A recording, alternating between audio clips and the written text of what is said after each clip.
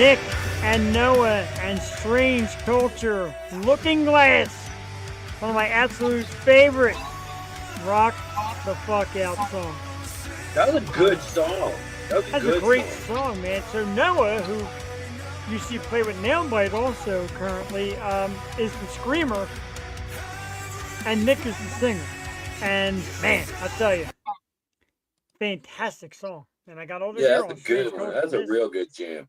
Yeah, they're a great band. They're making moves and love having part of the community. Good evening, ladies and gentlemen. Wednesday night, 100% live, right? More of a metal night, but you know what? I said, you know what? I'm not categorizing nights. The night is the night, and Yo Show is the Yo Show. It's I Wednesday am night. It's just right. It's Wednesday Wednesday night. night. It's just There me. you It's go. Wednesday night. It's Come just here and Wednesday get night. entertained. Turn off your social medias and your news and come in here. Because remember, they said podcast is becoming the new media. So get your media right here. JD Wolf in the house, yo, from the Northland. Northland. Where's Where's Northland? Where is that? Minnesota. Wow. Big That's Vikes fan awesome. is right. We met, kind of through like a mutual band we liked, and we're on this band's page, and he saw what I did and Happy been hump checking out. day. He said, "You know what? I'm gonna stick around here. I like it here." And he's been with us. God, almost Cool. like 7 of the 8 years. Is God he in bless a him. different time zone? Uh, yeah, he might be right. I think I know the divider is right after Michigan. And I don't know exactly where, I'm sorry, but I don't know exactly where Minnesota falls there. It's kind of like straight, not straight up from PA, but it's kind of like Hmm 1 hour back. Oh, okay, so no wonder why you have Yes, more there you energy. go. Yes, they're back. You know, I knew that I was trying to think of Minnesota Wild hockey games and what time they come on TV when they play the Flyers. You know, the only times that honestly, when you look at time schedule, like hockey, for example, like you just brought up, the early game doesn't get adjusted for TV, right? Like, so you have seven Right, o'clock p.m. Eastern. They'll right. have the next, if it's in the next time zone back, they'll have it start at 6. So it starts at 7 p.m. Eastern. But the West Coast is where there's adjustment. It'll be 7 o'clock Yeah. their time, 10 o'clock our time. But until And you man, get all the way to the West, they don't put a full adjustment on that. hockey's one of the weirdest because Dallas and Minnesota and all them are like an hour from us. Yeah. And then you got like the West Coast or Colorado, which is 2 hours. Then the West Coast, which is three. And then a lot of parts of Canada are 1 or 2 hours behind too. So it's really hard to memorize. Baseball, memorize it. Football, for the most part, you know when you're playing at one, you know when you're playing at four, for the most part. Hockey's tough. Does the Eagles have any West Coast games this year? I don't remember. Pretty sure they do. Matter of fact, I think they have the Rams, and they're playing Midwest this week against Kansas Yes. City, who I hate. We get a rematch. We do get a rematch, Super Bowl rematch. We got a lot of great stuff. We're going to talk about Super Bowl rematch, Eagles Chiefs, around Hey, eight there you go. thirty. Yeah, nice. I love it. Should have worn mine tonight. Well, wait, time out. Yeah, look at that beautiful front and Isn't that back. cool? That's a I good love that. hat, right? It's a great hat. All So right. we'll do that around 8:30 tonight. We're going to chat with the dudes from Gone Cold. Yeah. This is a Vin recommended band, and why not? Because it's awesome. I actually loaded up 3 songs for them guys to get in through the night. We're going to chat with them around Virginia. 8:30. Virginia, right? Mm. Last night, Mindy, Dying Ghost, Virginia, and Vin once Oh, again. you've been on a Virginia theme this week. I have been, and I want to give you a big thank you for originally putting the thought to Mindy of coming here. Oh, And cool. I mean, I got to tell you, she raved about being a fan of the show, loving what we do. And I was geeked. I messaged you, I said, I'm geeked. And you said, you do it all the time. Some people grab me, man. And Mindy is so positive, so powerful, so cool. The music's so damn good. Even her solo stuff had us kind of crying a little bit, man. Great stuff. She released that one song that was, the video was like softcore porn. And I'm trying to remember which one it was. And that was a solo. And it wasn't long. I think it was this year that she released it. And man, she really showed that she has a range of vocals Yeah. versus just being categorized in this one thing. And that one And we played last night, that Frenemy, it's like she was like 5 different people in one. She was like sexy, She was like evil. She was like nerdy. She had it all in that video. It was so cool. Loved it. What was the name of that song? Frenemy. I don't think that's it. She let one before that. I'm gonna send it to you later in the week. You'll be like, "Oh my god!" I love it. She's got one coming out in a couple weeks too, and can't give any of the inside scoop. You got to watch last night's episode to hear that in Mindy's mouth what's going to happen with her new music. I can't say it. I'm sworn to secrecy, All right, but it's big stuff for her. Definitely big stuff. very cool. Vin and I are going to start, educating you all in some NFL lines and point spreads. We're going to do that later on. We're going to pick our lock of the week. I mean, get your bank account out and just lock this in. We're going to talk about music. We got some topics. We got fun stuff, crazy stuff. But you know what? We're not going to talk about that because we're not here for that. We're here for fun. That's right. So we'll do Vin's heavy metal pick around 9 after the band goes off because it's a special It's a normal time. Right, our normal time. Vikings by 7. Woo. Look, this guy, he's making picks. He's a Viking guy. He's a Viking diehard. The way me And they're you coming are off a with win, right? They won Sunday, didn't they? Big win Monday night. Yeah, Or Monday night. Chicago. Yeah. I thought Chicago was going to be tough this year. They slopped me. Did he say Vikings by 7? Vikings by 7. He's not far off. He's not far off.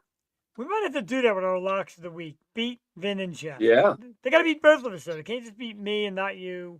If we have There's a little locks of the week. teaser there that he's not far off. One of our fans is already in the right direction for us. Ooh, all right. I like it.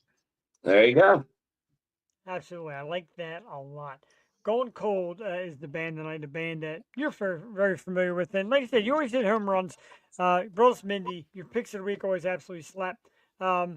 This band comes out. It's funny you said to me, like, don't go crazy asking questions. I got a ton. And I'm excited. I was scheduled twice to shoot a episode conversation with them, and both times for not reasons of the band or mine, it got canceled. So I was already prepared. That shit does happen. There's no doubt about it. And yeah, unfortunate moments. I've had again without going into it. Some people said, "Oh, don't go on tonight." Now I did that. And they have very cool merch. They do. I like just that. to say. I like that a lot. That strange culture. I dig this thing. I walked in, my wife's like, "Oh my god!" Oh, I like that with the camo. Is that camo? Yeah, it's That'd be camo. nice. It's either camo or a funky tie dye. It looks like camo. Here, we'll plug them real quick. You could see Strange Culture open up for Nail Bite on the Delmarva Peninsula this Saturday at the world famous Lurking Glass Skate Shop in Salisbury, Maryland. There is also a band in Jest from Philadelphia that will be opening the show, and that's a female-led hardcore band, so be a good show. Really? I was not familiar with that at all. No. Oh, wow. They're going to say Desolation because they're Philly, but they get around. They're a good band. Yeah, Desolation, they're Philly. They're good. Yeah, really. They were just announced, Desolation. Sled Dog Entertainment just dropped their first round of bands for Eric's annual Mosh for Tots. And Desolation was on the list there of the first round of bands. Okay, we're going to let the cat out of the bag real quick. I didn't make a banner for it, but you brought it up. We're going to let the cat out of the bag. Oh, did I screw it up?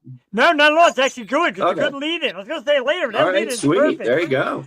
We tried to do Wednesday the 3rd on Metal Night, but this person said it's usually band rehearsal night. Let's do Tuesday, December 2nd, to talk about Mosh for Tots, the one and only motherfucking Eric Abyss from Traverse the Abyss, ladies and gentlemen. Right here on the program, December 2nd. I want to be there. I want to be part of that. Hey, man, come on into it because I know you love Eric. Everyone loves Let Eric. me look at my calendar. Make sure I'm December 2nd, dude, a Tuesday night. Jules yeah, no, I can definitely do that. And that's the Tuesday before his weekend event. Yes, and I'm stoked to have him come on out here and chat with us about it. He's doing something really cool on Sunday. So you got Friday, they're having a pre-party, and then Saturday is the main event. And then Sunday, he's doing a brunch. And they're going to have a wrestling show and a band, and that's pretty cool. Let me see if we can get it right. Like I mentioned the guy's name, like we're besties, and here I don't mention his event. Your bestie's with Eric. I'm talking like he's my bestie, and here I'm not even promoting his event. Oh, so I can't text him because I'm using my phone to I do got this. you. So Monday the 29th is, and you know what I love about Eric, and we'll talk about Delco Jam. Yeah, Yo, great yo, videography and Delco. picture works. Yeah, he does great work, my man Rob. We'll talk about when Eric comes here with us because there's so much stuff I like to talk about. I also like to That's talk about very cool that he's going to be on the Tuesday before his event. He'll have right. all the details lined up. He'll be ready to fire, man. He's a cool dude. He really is. I love that guy. Like I said, last time he was on the show, we nerded out a little bit, which was cool. We're talking about coffee and Pop Tarts and all that good shit. But yeah, man, he's a superstar, metal superstar, and he also is starting, like I've been telling people for years, Twitch. He's got a Twitch show, Metal Mondays. Yeah. He'll put bands on Twitch, their videos and all. Like that's great, man. That's great. You stuff. know who else is very successful on Twitch is Fight From Within, Michael. Yes. He's very good at it. I'm not a Yeah, gamer, and I'm almost 50 years old, so Twitch is I'm kind of out of the loop there, but definitely Mike, he does a phenomenal job. And of course, another drop. Vin, you're like the drop. It's like we're playing volleyball. Vince is setting them up, and I'm slapping them down because a very We're happy doing birthday. good. We're like a volleyball team. We're rocking this shit. Right, a very happy birthday to Mr. Michael Hayes from Fight From Within. Let's give that a round of applause. Michael's birthday just passed. Love that dude. Love that band. Cool guys, great guys. They came here, and I'm sorry, I'm not starting to enjoy. I always love metal. But when you get a chance, because then we've done a lot of different genres, when you get up on metal and get to talk to them dudes, you realize they're so regular. You know what I mean? Those are real dudes that have put the work in, and they worked their 8 to 5 and then loaded up in the trailer and went to the show and got home at 3 a.m. so they could be back at work at 7:30. They were real dudes, man, and it's really cool that you had them on this year, and I'll tell you why, because this has been a banner year for Fight From Within. They played at Sonic Temple to start the festival season. Wow. Then they played Incarceration. Then they played The Gathering. Then they played Michigan Metal Fest. Wow. And then now they're about to play Louder Than Life. Wow. And not only did they play at Incarceration, they were the headliner of the pre-party on Thursday night. Let's give them credit where credit is due. Absolutely. That's big stuff. I know they had a big weekend up there. And like JD mentioned, about a month from now, Brent and myself, representing Yoshi, are going to head out to TwitchCon to learn more about Twitch. I need some education because Twitch is big, and I want more musicians and podcasts. TwitchCon. TwitchCon, they have a con for everything, don't they? They really do. And there's a horror con coming, I think, next month. And like one of my favorite people on earth, Fallon Vendetta, is going to be there. And I'm like, I got to meet fucking Fallon. She's on the show too. She's cool, gorgeous, horror actress, model, all that great shit. Local girl. What are you drinking tonight, partner? So far, I've got my nail bite koozie that I've had for about 5 years now. Look, you're like perfect advertisement for Saturday's show. You got the Strange Culture shirt and the nail bite koozie. Perfect. You can buy these great Strange Culture wristlets at the show as well. Oh, there you go. Love merch. And also a shout out to Dr. D Photography. Love this thing. I'm drinking Yingling, man. I'm back to the basic Yingling, and I got a couple other variety stuff over there. Can I tell a Yingling story? Of course you can. Okay, so I was this goes way back to, I think it was Alt 104.5 out of Philly there for a little while. Sure. And they had a summer show and a winter show that they gave away free tickets. And the last one that they did was at Festival Pier. Remember that place? Yeah, sure. Yep. So they had it there. And I think the headliner, I don't even remember who it was, but I got one free tickets. I went up. But the reason I'm telling the story for Yingling, because they had a band there from Australia. And they were one of the opening bands of the festival. And the guy was like, I've never had this Yingling before, but this is a damn good drop y'all have. And nice. That was so cool, yeah. I'm a fan. I don't care what people say about how they handle unions and all that. I like their beer. I'm not even going down that route. Well, there you go. That lead singer guy from Australia approved of Yingling. Yingling He is like approved. gold. If you Damn beer good trade, drop was his quote. nice. There are sites where people beer trade all throughout the country, and everybody says, everybody like not in PA in the area says, how can I get my hands on that Yingling? I have traded some amazing beer from all over the U.S. in exchange for Yingling. And you know, the black and tan, like when you go to pubs and bars around the Yeah. country, the black and tan is on like that upper tier of beers. It's not Yes. on the regular tier. So It is. there you I'm go. not a- Yingling's making a product that bars are putting on the upper tier of the taps versus just the standard tier. I'm not a huge black and tan fan. Matter of fact, That's when people thick. That's thick beer. yeah, when people come from out of town and you do the black and blue, which is black and tan and a shot of I forget blue something. A lot of people from outside the state don't know what it is because they don't have black and tan or Interesting. Irish car bomb. They do it something completely different. Yeah, when I drank, I was not a thick beer guy. I was an American lager type of dude. I like Canadian Kingham. beer was good. I used to drink. I like Molson and I like Moosehead was good. Molson. I used to drink the hell out of some Mooseheads, man. I used to really like Mooseheads. That was like my go-to. I didn't like Heineken, and a lot of guys back then, that was like the No. go-to. Yeah, I always thought it tasted like shit, but Moosehead was a real good drink. Moosehead, I would recommend people to give a shot. Most of the Moosehead's lighter, a good Christmas beer. So yes, you got the holiday season around the corner. There's your advice from Ben. When you want to try something different this holiday season, grab you a sixer of Mooseheads. I drink Mad Elf, and I think coming when late November, early December comes, the beer of the weeks aren't going to be new ones; they're going to be Christmas ones because I love me a good Christmas beer. Except Can for that you throw a eggnog. Moosehead in there for Vin? On Wednesday night, we're going to do a beer of the week Oh, special. for have you Vin. had a Moosehead in a long I've time? had it. It's been a long time. Well, good. This will be like a fresh review of the Moosehead. I like it. Hey, like I said, man, Jewel turned me back on to Coors Banquet, and I've been drinking the Dude, shit people out of drink the these. shit out of Coors Banquet. Thank you. They do, and it's huge again. Yeah. Huge again. What? All right, bro. People All right. don't think about it because they think of Coors and they just automatically think Coors Light. Coors Light, right? it sucks. Right. Yep. It tastes like dog piss. Right. So And like this you can is see, your Banquet beer even had a special little pint bottle. It's not even, it's kind of cool and nostalgic. That's cool. A little barrel style, right? right? Jewel always hits the home runs, man. And I'm thinking, I remember back when Cobra Kai was big, Johnny Lawrence was drinking Coors Banquet, and everyone's like, wow, weird. But now you see, like, it's making a comeback. Oh yeah.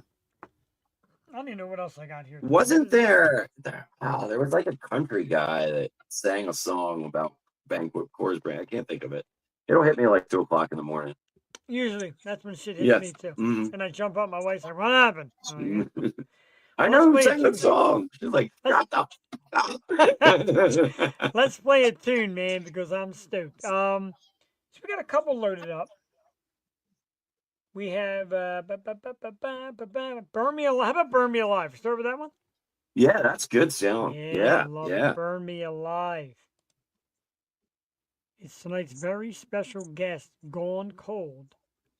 Man, I love me some Virginia metal, I'll tell you. Tell me about it. I want to make sure I get Jocelyn Rogowski's you. Yo, in there Jocelyn's first. there. There you go. Our Jocelyn girl. is there. That We is our miss girl. you, I know. Joss. We miss you, Can't Joss. wait. She's Hopefully working this hard. is another band that Jocelyn's never heard and never heard the song. So hopefully I'm keeping the trend going. I like that. Yeah, let's do it. Gone Cold, Burn Me Alive. It's about 4.5 minutes long. It's tonight's special guest. It's Jeff and Vin. I'm going to tell you a story about it only being Jeff and Vin in a moment. Wednesday Night Live. This is the motherfucking Yo Show.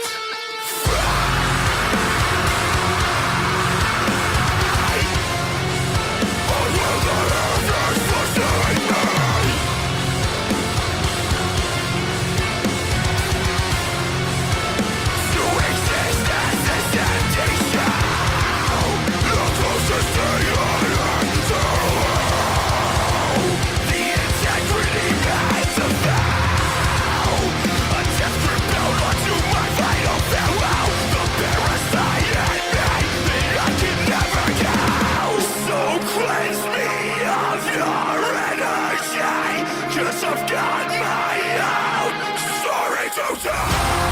Maybe you'll meet me in another life. Things will be different this time. Maybe the flame was always meant to die or burn me alive. Or burn me alive. Or burn me alive. Or burn me alive.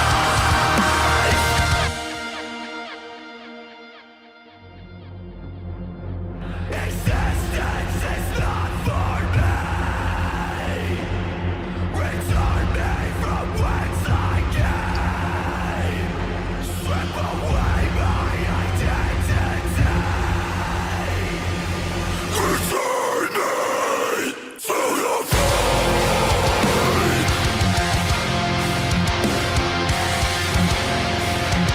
May the hands of God search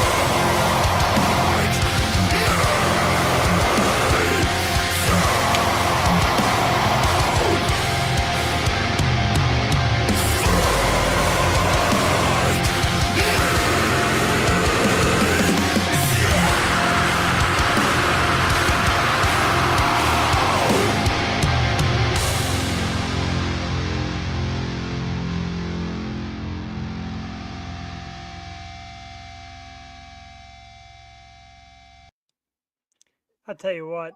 The only thing you could say after a song like that is, Oh yeah. "Holy shit!" Ah, You know, I Red gotta Hot, baby. thank you, Jeff, because that song gave me an idea for a heavy metal Tool Guy pair up. So very cool. Thank you. Absolutely love it. Burn Me Alive. And again, my wife always says you get all these great metal songs, make it set list and come to the freaking gym. That is Or gym we could music, man. make a album and we could release it in like November. People could buy it for Christmas. The Yo Show compilation for the year. I love it. And Yeah. Percy's go to the local artists. You know what I mean, man? That are There trying you to go. make that buck. Or Again, we like pick a charity to donate the proceeds to or something, or give it to the artist, whatever. We'll figure it out. very cool. And you see how we do it. Strange culture, going cold. Yeah. You know what I mean? Absolutely. Gone Buy the cold. merch. You know? Those guys are kind of cool. They're kind of cool. We're going to find out how cool in a few moments. I see Brock is settling in backstage. Awesome. And yeah, man, home run. Like I said, Vin, you go out and you do like I do. I hit the streets, I grind, and I find Yeah. different types of bands. Metal scene isn't as big here as to the places you travel to. You get to the core of metal. We're out there, man, trying to find you. And bands say, "Oh, we'll never get nowhere, and nobody wants us, nobody loves us." That's wrong, man. We're out there hunting for you. Trust me. I'll tell you, I know Gone Cold has a big show. They invited me down to cover it. It was September 20th. Unfortunately, it's the day I'm going to the Slayer Knock Loose show. Of course, it had to be the same day. But Tough call. yeah, I can't wait to go see those guys again. I'm pumped to hear some of the shows they got coming up. We got to find a way through friends and fans and anybody to bring some of that stuff to Philly. Find a home in Philly where it's, you know what I mean? Yeah, definitely. I mean, there's so many venues, but it's such a mess to try to get in there, and It is, and it's hard. It's hard. That's what it is. It's very hard. it is. It's more of a, and Philly is more of a pop and rock kind of town than metal, which is sad. Because, I do know the group that books for Milk Boy. okay. that Have you would been be to Milk great. Boy before? Yes, as a matter of fact, I saw, I think it was a Nail Bite show at Milk Boy. Yeah, that's a good little venue right there downtown. Parking's might not too be- hard. There might be a picture of me from that night in my archive, I think, or did I erase it? Let me see. It might be here. But that's might be about here. as far as my stretch for knowing venue people Here it goes in is. Philadelphia. Are you ready for this? So Yeah. one of the opening acts was Alex, and she's been on our show a few times. And I got right up to the stage, and she posed for me with horns. That was right during her set. Very cool. That was Milk Boy. So there I am. Very cool. Yeah, I kind of set up to take a picture. She saw it, and she gave me the horn. She's been on our show a few times. Super cool. ALY. I saw Desolation, or not Desolation. I saw who the hell's that other Philly? I'll think of their name, but the other Philly band that I follow, the hardcore band from Philly, they did a show there where they released a song. That was what I went up for. It was pretty cool. Had a It is cool. cheesesteak. Yeah, it was a good deal. Gotta get a cheesesteak in there. Gotta And, get a cheesesteak. Like I like Sweeney's, but it's more Northeast Philly, and You're not it's downtown. right. You're not downtown. The stage is kind of small, although As long as it's you don't got, mind dodging bullets and syringes, you're good to go. Northeast is not bad. Like I said, that was the night that I met you. It was Strange Culture, Yeah. Traverse the Abyss, Nailbite. Good venue, but like I don't know if it's big enough for the bands we're trying to see. Or trying to We're bring killing together. it, he said. Make Yeah, sure okay. you follow Vin Deskowitz on Instagram, and you can get daily messages and commercials from myself and the Yo Show. I put them up together for us. He does. I try to collab them as much as I can. Yep. But real quick, before we bring the band down, I want to say something at the beginning of the show, and I forgot. I've been hearing things from people like, oh, you know, you get these co-hosts, all you want is pretty girls. All these guest co-hosts, all you want is hot girls. All you want is like sexy girls. Well, tonight proves to you that I'm also after sexy men. I mean, look at Vin, co-host of the night. Sexy. I'm after sexy Look, got people. the They were cool female. hat on, got the Gatsby Right? going. You know, very trendy. I don't care. I just look for sexy We're having people. guys' night. This is guys' night. This is guys' night. It's guys' night out. And We got a band that's all guys. right? Any We're rock gonna star, talk sports. This is good guys' night. any rock star is sexy. Sorry, guys, but anyway, they're backstage. Make sure I disclaim myself. I'm a happily married man. Equal opportunity on the Yo Show. Sure is. If you There guys you are ready, go. give me a thumbs up, and we'll get started. Oh, not me. I'm sorry. We got one, we got two. Well, I like to know you're ready. I know you're ready. But You're I always am ready. I got my Gone Cold shirt on. I'm ready to go. I love it. The band that we had a few moments ago played the song Burn Me Alive, one of the newer ones from Gone Cold. And representing that band in the back right now is Brock and Steve. What the hell is up, fellas? Welcome to the show. Hey, how's it going? Good evening. Good evening, gentlemen. How are you? I'm well. I'm well. Thank Good. you for having us. You guys Yeah. both in Virginia? Both in Virginia, two very different parts of Virginia. Well, the important part is you're both in Virginia because we talk a lot about that. So I wanted to make sure I was on the right page. Yeah, both in Virginia for sure. Gotcha. Good. Cool. And Virginia is like, it's a question down the line, but I want to jump in now and mention Virginia. Virginia is one of the many great places in the East Coast that is really hotbedded for metal. PA, here we got some great ones.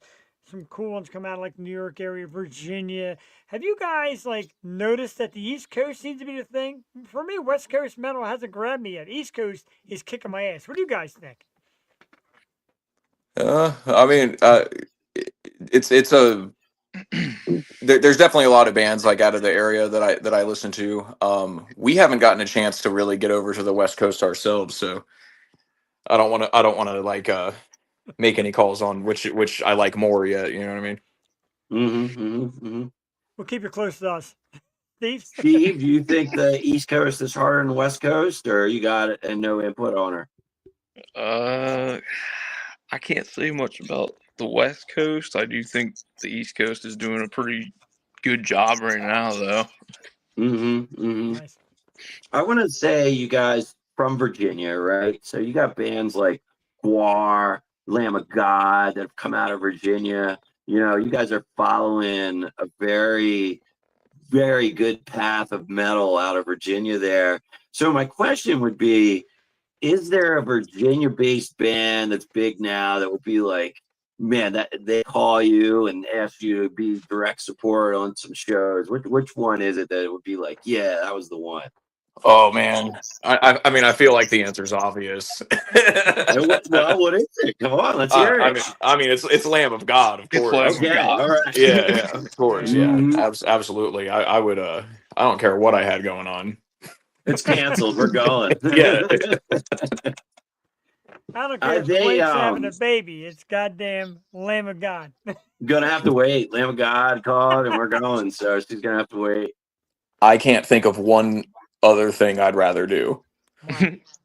Did any of you two get a chance to attend that July 24th Lamb of God Guar show that they had down there at the amphitheater in Richmond?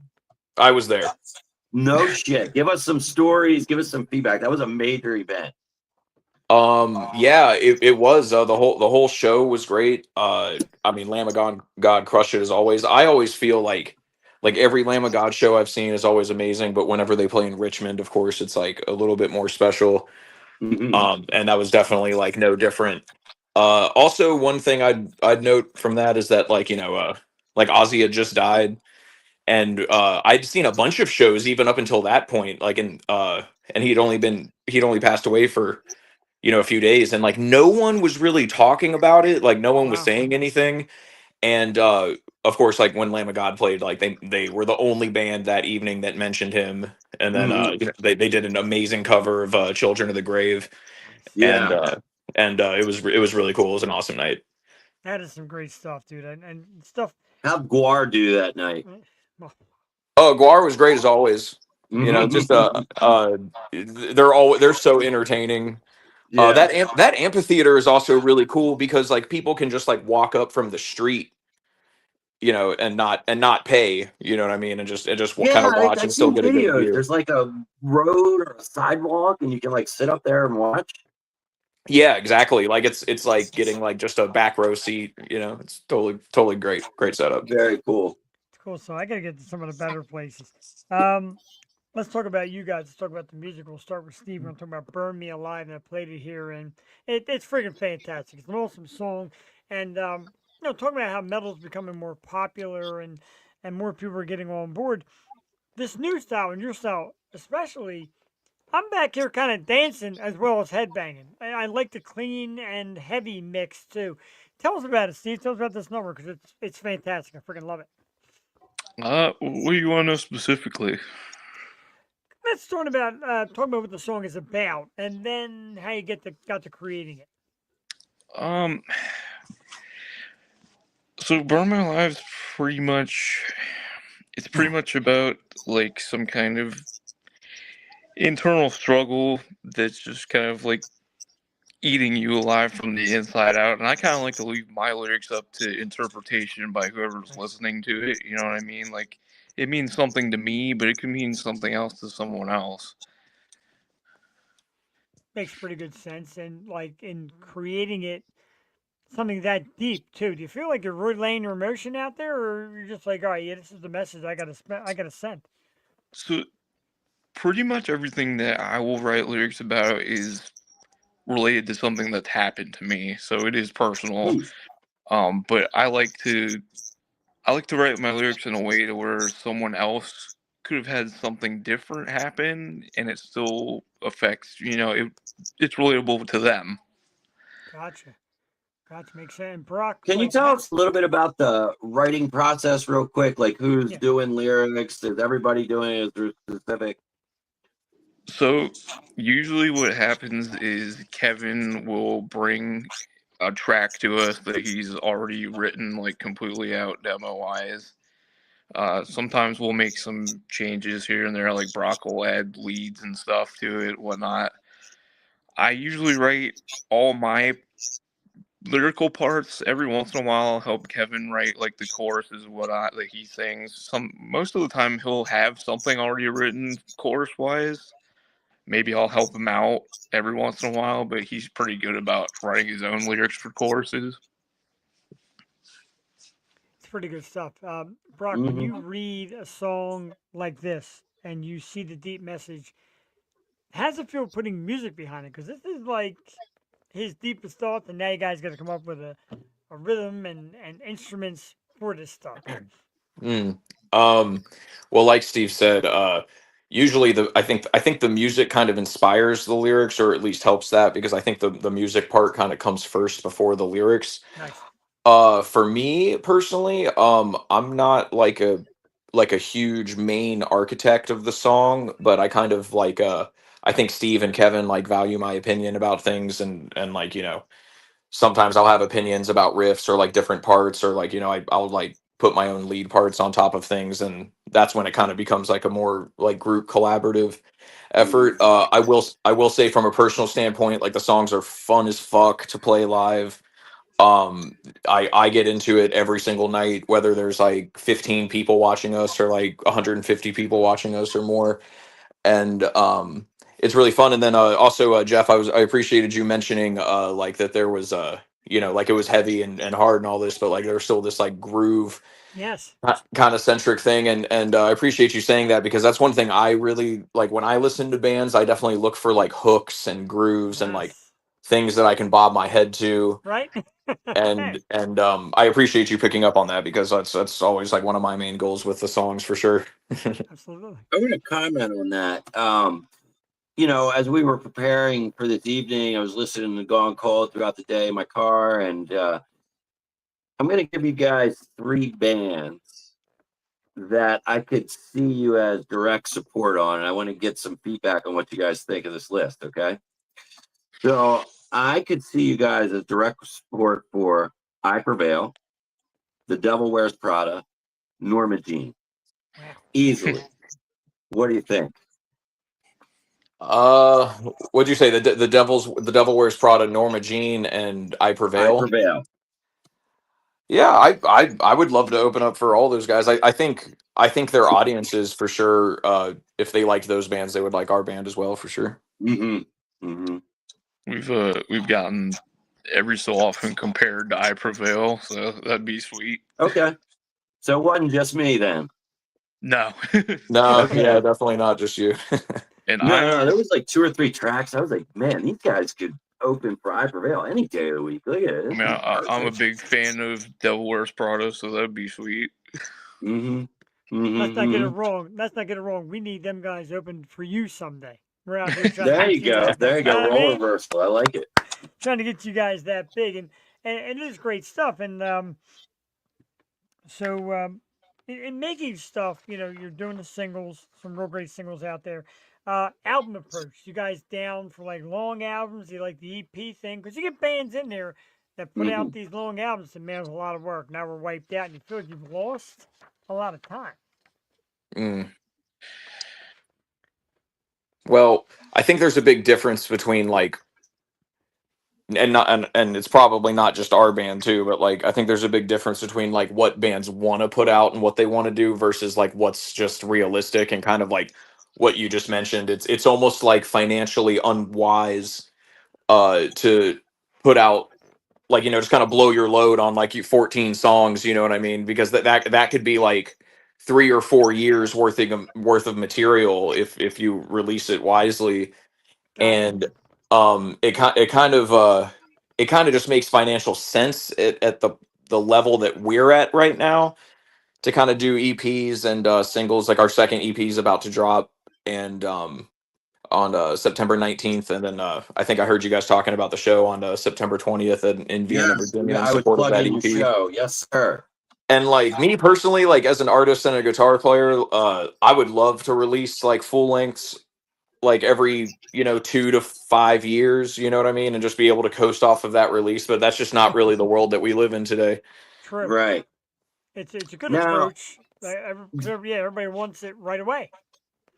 do you Yeah. guys feel, because like the big trend right now is when you release the single, release the music video at the exact same time. Do you guys put that effort into the music video that the trend is right now? We kind of like to do like the waterfall style of releasing our music and videos and stuff like that. So I guess, yeah, pretty much. Mhm.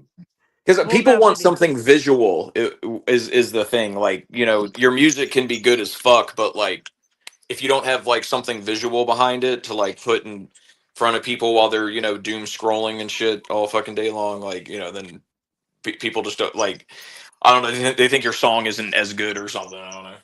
I gotta I tell would you, agree with you. No, I'm not a people, great I'm not a great TikTok guy, but somebody needs to make a TikTok out of that moment, because I tell every band, even if you're shooting film live at some bar, put a video up, because people like to relate to the visual. When we were an audio podcast, we had fun, but doing this, you really get to feel it, you get to understand it, you relate to it better. So yeah, man, keep the videos coming. Absolutely. Thank you. So I want to You're ask great, you a too. question here. I want to go back to my old conversation with Vin days, and I want to get each of you to answer this question. What did you see or hear that made you say, I want to be a musician? Oh man, That's good. Mm. Yeah. right here, baby. That was it? Okay, tell us the story. Really in a nutshell, Ozfest, I think it was, Ozfest 2005 was like my first metal concert. I was like 12 or 13 years old, and I kind of had like just started dabbling in guitar, and all the stuff I'd seen online and things, I was like, oh, like this can't be real. Like it's not really like this, like in person.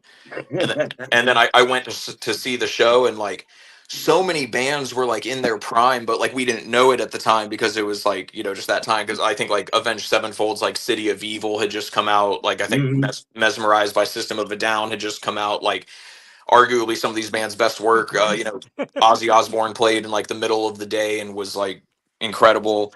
And after that day, I definitely was like, okay, I want to do this, like, because it is fucking real. Like I thought it was all just bullshit on the internet, and then like I went there and was like, this is even better. And Mhm. it was hooked ever since, for sure. Very Yeah, how cool. about it, Steve? What you got, Steve? Yeah, I'm not gonna lie. I was also at the same Ozfest that Brock was at. Did you guys know each other at the time, or just Nah, ironically? absolutely in the not. same place? Yeah. Man, how about that? I That's pretty was cool. there with like middle school, high school friends, and like one of their dads. He took all of us, but yeah, I remember seeing like Killswitch Engage, like It Dies Today. Norma Jean was there, As I Lay Dying. It was like this crazy mix of all those bands that just like exploded after that. Mm-hmm, Uh, that probably did push me to want to do it. I've always pushed to do it. I'm just too damn lazy to ever play an instrument. I took drum lessons for a few months, realized I couldn't keep my feet still, and I was done. I quit. Yeah, Right all too here. much shit for drums. There was a lot of shit for Yeah. drums, man, and not to mention carrying and all that. I'm lazy. Carrying all that shit back and forth between gigs would suck. What? No, That was it's the highlight of our day. Oh, I'm It's sure. totally There fun. you go. I like especially it. especially when there's stairs. We love the stairs. Oh, God. If you're going to build a venue or host music, make an accessible door to get the in and out, for God's sake. After shows, like, I'm greedy. When I see a band that's been on the show and I see them perform, I want to go talk to them right after, as soon as they're done. And they're like, Yeah. hang on, dude, we got to pack up and roll. Next thing you know, it's Yeah. like 45 minutes later, you guys are tired as shit from performing and packing. You want to go to hell home. But hey, shout out to all of you that stick around, because plenty of you do. We do appreciate that. Well, I will say, on nights when we don't have to pack up right away, we all definitely make a point to like hang out at the merch booth so we can meet people. And then on like for like headlining show situations, we do that. And then for other situations, we definitely try to like pack up as quickly as possible and then get to our merch booth, or like just hang out as much as we can. But it is an unfortunate truth that sometimes you just have to go to the next place, you know what I mean, or you have to work the next morning, like all that shit's true. So like uh we appreciate like all the like people that want to come up and say hi and stuff, like just in general, so as always, thanks. I love it, because when I bring somebody new, they're like, oh, you know the band? I'm like, of course I know the band. I'm trying to show off, and you guys are like, back off, dude. Got to pack up. I'm like, oh. And they're like, what happened to your buddies? I thought they were your boys. Like, Oh, they're gone, buddy. Well, back Gone. in the day, we used to make enough money to pay people to pack it up for us, so that's what you Yeah, do. I'm going to tell you guys something. Back in the early summer, I went and saw Poison the Well, and they were tuning their own. They set up their own gear, and this was at the Franklin Music Hall. And at the end, I was waiting up front to try to get a set list. They were tearing their own shit down. So, it's even larger scale where people are, having to look at the budget of the band and say, all right, we're going on tour. We got this budget. How do we make it work? Well, I guess I can tune my own guitar, I guess. There you go. Make it work. How was Poison the Well? I am a person that grew up with Poison the Well, so to see that anniversary tour I thought it was amazing. And I was lucky that the city of Philadelphia, a lot of the people were core fans and understood it was a good crowd. I hear that some of the cities that the stops in, the crowd wasn't that great for it, but I can say that Philadelphia was absolutely amazing that night. I love Poison the Well. I was just curious. Yeah, absolutely. I would recommend it. If you're a fan, I would recommend it. It was a great show. Have you guys ever come through the Philly area, or is that one of your goals? Some people are funny about Philly nowadays and Philly shows, and especially metal's a little bit tougher of a town. But you guys, I mean, we don't avoid anywhere. We haven't hit Philly specifically. Where's the closest we've been to Philly? I'm not 100% sure. I mean, we've been to Pennsylvania, but I'm not sure how close to Philly. Do you know where you've been at in PA? We've been to like Thomasville, Allentown. okay, you're a couple hours away, maybe about a 2 hour. Do you remember where you played at Allentown? Soft Machine Gallery, I think is what it was called. I believe the place is no longer active. Mhm. And then we also were in Clearfield, I think, recently for Yeah. the Upstage Fest. That was pretty awesome. PA does it well. Philly's got to get better because the rest of PA is awesome. Central PA and all the We'd love to come out to PA. We just haven't been invited. But Hook up with Sled Dog Entertainment. They'll get you in PA. Yeah, Uh, hint. Sweet, We love it. noted. So, like metal is mostly about festivals now. A lot of metal festivals that go on. Are you guys festival people? Like, would you love to get on a big festival and travel around, or is it more like, all right, let's do our own shows first, and then we'll see what festivals bring for us? Go ahead, Steve. I think it's the second one at the moment, at least. Yeah. I like festivals, but the days are always like very chaotic and like Oh yeah. like playing outside and all that stuff. Like it's all cool. Like I'm down to play almost anywhere. But I do enjoy. I think my favorite like setting to play live in is just like a nice club, Nice. like a nice like indoor venue. Kind of like a room with not a lot of sound reflection, so you can like really be loud and like have a good time. I think that's probably my favorite setting to play in. I wasn't trying to bait the question, but that's my shit too. A smaller club, you know what I mean? Yeah. Bring out people, and festivals. I really don't do a lot of festivals. I don't really do a lot of outside stuff. More or less just the way it falls. But yeah, man, give me a nice little club with a rowdy ass crowd. Get up close, bother the band when they're trying to pack up and leave. You know what I mean? Shit like that. Always do that. That's how you get free stuff. Have you You heard it guys here. played any festivals? We've played some smaller ones. We haven't played any like main festival. We've played some like all day indoor festivals and a couple small outdoor ones, but nothing like on like the big Yeah, names that people always go to. We haven't played like Louder Than Life or anything like that. Mm, Yet. Which we would love to do. Which we would love to do. Absolutely. Which one? Okay, so you're familiar with them. If you had a choice, where would Gone Cold like to start there? What would be the one that say, all right, that's the one we want to start with? Well, we like the festival that Steve just mentioned. Also Incarceration is pretty sick. Mhm. All those festivals that are kind of like, I don't know, it seems like they're kind of doing like the Blue Ridge, but like more put together and at cooler places and stuff like that. Like all those level festivals, we'd love to do it. You heard We're it. also we're still kind of young too, so I feel like not a lot of people like know about us. Not us in the band, like we are old, but like our band has only been out for like a couple of years. So like I think it just takes some time to catch on and stuff like that. I'm with that. I'm in my 8th year doing this, and I'm not all that young. So I feel you. Hey, some people blossom late, man. It's all good. It's definitely all good. A lot of bands come on here and say, when I say what's next, like, oh, we got so many songs lined up and so much stuff to put together. What's next for you guys? Steve, you got an arsenal of music waiting out there for us, or? So I think what's next really is we're gonna start trying to work on a new arsenal of music.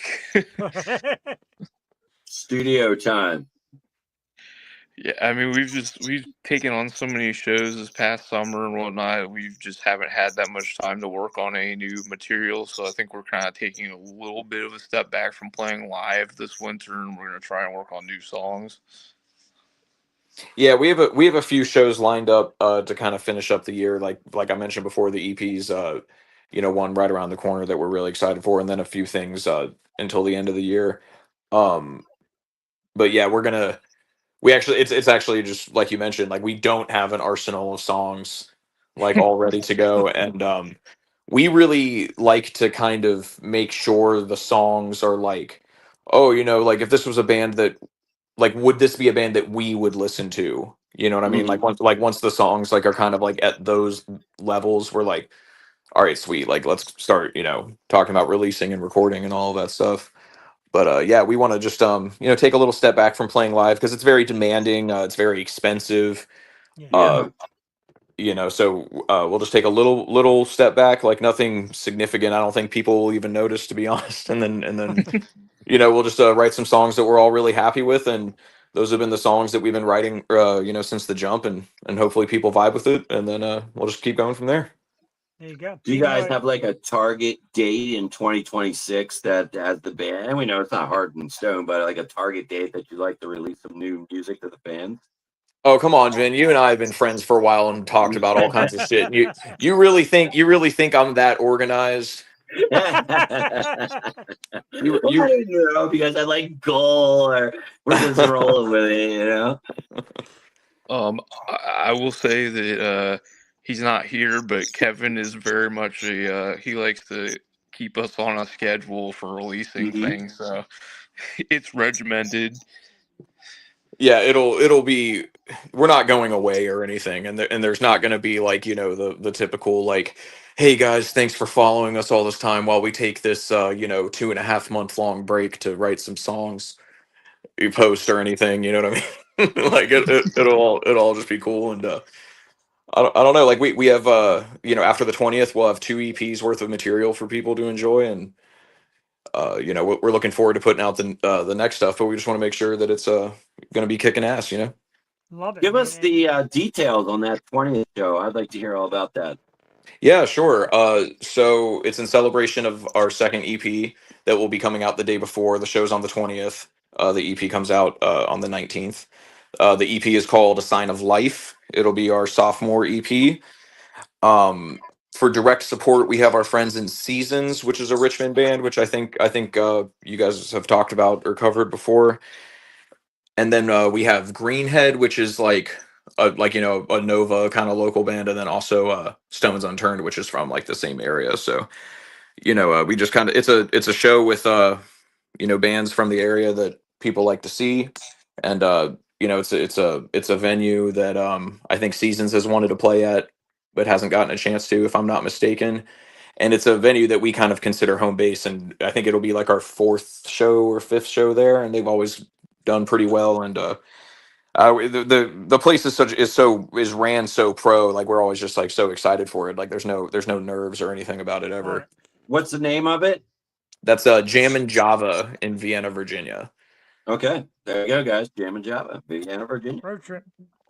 Road Uh, trip. If I was not going to Slayer and Knock Loose that night, I would be going down to Virginia. That's for Dude, if you showed up at our show while Slayer and Knock Loose was playing, I sure. would fucking flip. You'd have Be to like, be what are you committed. There's doing? something wrong. What are you doing? You have a I'll business say to run. My son bought me the tickets for him and I for Father's Day. So this is a really cool thing, and it's kind of my Father's Day gift. So I'm looking forward to it. You have to at that point for sure. And absolutely. 100%. I don't have children, and I'm saying you have to. Yeah, all right. I love it. I'm taking that advice. I love it. I remember I missed someone when I went to see Deftones a couple months ago. And like, I Mhm. didn't come to my show. I'm like, I was at Deftones. Like, got it. You know what I mean? That's Some one of those things excusables. Right. Some things like that just got to take place. Great stuff, guys. I love it. And I'm a big fan, a new fan. And I thank Vin because a while back, Vin said, how about Going Cold? I'm like, let's see what they got. And I loved it right away. I've been loving it ever since. Can I tell a little thing about Gone Cold there for new Sure. people listening? So Yeah. I'm going to tell you, one of the things I've learned following them over the time I've followed them is they have a band that can persevere. And I'm going to say I've seen two incidents with my own eyes that they made lemonade out of lemons. And I'm going to bring those up. One was I covered a kind of like a battle of the bands kind of thing that they did, and they really got screwed. And they took that and made positive stuff out of it. They never once focused on the fact. Now, me being media, I'm trying to stir the pot up. You got screwed, and never did they buy into it. They always kept it on the positive side. So that's number one. Number two, there was a big festival that they got screwed over because that thing got all screwed up. And again, they took that opportunity and set up boo-hooing about it. I believe he did studio time with that when you guys got messed up. I believe is what Brock told me is they ended up with some studio time or something. So tell us a little bit about how a small band can take these big hits and then say, you know what, we're going to stand up and dust ourselves off and keep on rolling. Oh, well, this is my favorite part of the interview personally. So I'm Good. off tomorrow, so we can do this till 2 in the morning. I just can't. Yeah. hey, I'm having a lot of fun. I'm here. You know what I mean? This is good. So basically, Steve can attest to me talking a lot about this, but basically, there's a lot of people out there in the industry, like we learned about the festival that you mentioned, Vin, that we won't name. Mhm. There's a lot of people out there that will exploit and bank on the fact that musicians and metal guitar players and drummers and vocalists and the lot want to play, that they want to get out there and get in front of people and play shit, and musicians will do it for way less than they're worth, and people know that, and they bank on it. So as soon as something feels weird or off, or like you feel like you're about to get fucked, not in the good way, uh you gotta just be like, fuck you. Go with your You know, gut feeling. you know, Go with and that's the thing. And musicians, like, they want to be agreeable. They want to be like, oh well, I want this person to like work with me again and all that stuff. And me personally, I've been playing shows since I was like 16 years old, and I'm almost 33 now. And like, you have to look out for yourself and your band first, because nobody else is going to. There's nobody else out there that gives a flying shit about the time that it takes you, the gas that you got to put in your van, the fucking hotels you might have to stay in. Like, nobody gives a fuck about that at all. So as soon as something sounds bad, or somebody doesn't want to give you your time, your worth for your time and effort, then they're not somebody that you want to work with. And that's just something bands have to be more united on. Fantastic. Mhm. Steve, what's your thoughts? Honestly, I agree with all of that. I think that's all true. That's to say, I say silly little things like buy the merchandise, download the music, etc. But it's true. It doesn't make a difference what genre your band is in or what heights you have. We're here tonight wearing band shit. Vin's got Going Cold shit. Buy the merch, download the music, listen to it, watch videos. All that shit means the world. And trust me, man, when I say I know it's tons of hard work, me and Vin have seen it a million times. Thank you. Really, fucking thank you for putting forth that effort, doing the hard work, getting in the studio, making sure it's right. Because people like us, a lot of people out in the world appreciate. Last night I had Mindy on from Dying Oath, and she's "I'm not a hero." Musicians are heroes, man. There's a lot of people Oh, out in the world absolutely. that need you guys, man, and need your words and needs your music. Really, it means the world to us. That's right. I always tell people one of the biggest things you can do to help bands, especially small bands, is listen to their music on Spotify. Put them on, and because that helps them tremendously. Can you guys comment a little bit about how that helps small bands by people listening to you on these streaming services? Oh yeah, we could talk a lot about that. Okay, well, give us a few pointers here. Come on, this is your chance. I'll let Steve go first on that one. Okay. I mean, it helps in a lot of ways. I'd say probably the biggest one is it pushes us more in like an algorithmic sense, so that we get in front of other people that don't have any clue who we are. Mhm. I mean, and Brock's probably gonna talk about this, but it takes quite a few streams for us to make any sort of money from our music. So Mhm. Oh, it's the fucked up. more it is, Mhm. it's very fucked up. It's crazy. But yeah, I mean, people just continuing to listen. I mean, it eventually does benefit us. It helps us to fund future things that we need to do, to restock our merch, to record new music, do videos, all that sort of stuff. Yes, absolutely. Like we're super thankful for anybody that takes the time to listen to our music. But just a realistic point that even huge artists like Snoop Dogg have talked about in the last few years is that I think we make like a 36th of 1 cent Yes.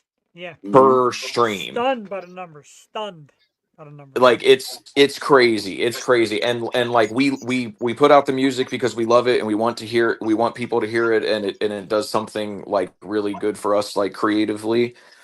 But from an artistic point of view, like like I said, I'm super thankful when people listen to the music, but if somebody like couldn't afford like a Spotify subscription, right? And had Mhm. like never heard our music ever before, but was like out and they're like, oh, those bands sound cool at like, their club down the street. They're like, I can spend $10 or $15 to like to go see this live music. And if they came in and just like bobbed their head and moshed and were like truly into the music, but like didn't have any money for a t-shirt or anything like that, like I appreciate that like Mhm. much more.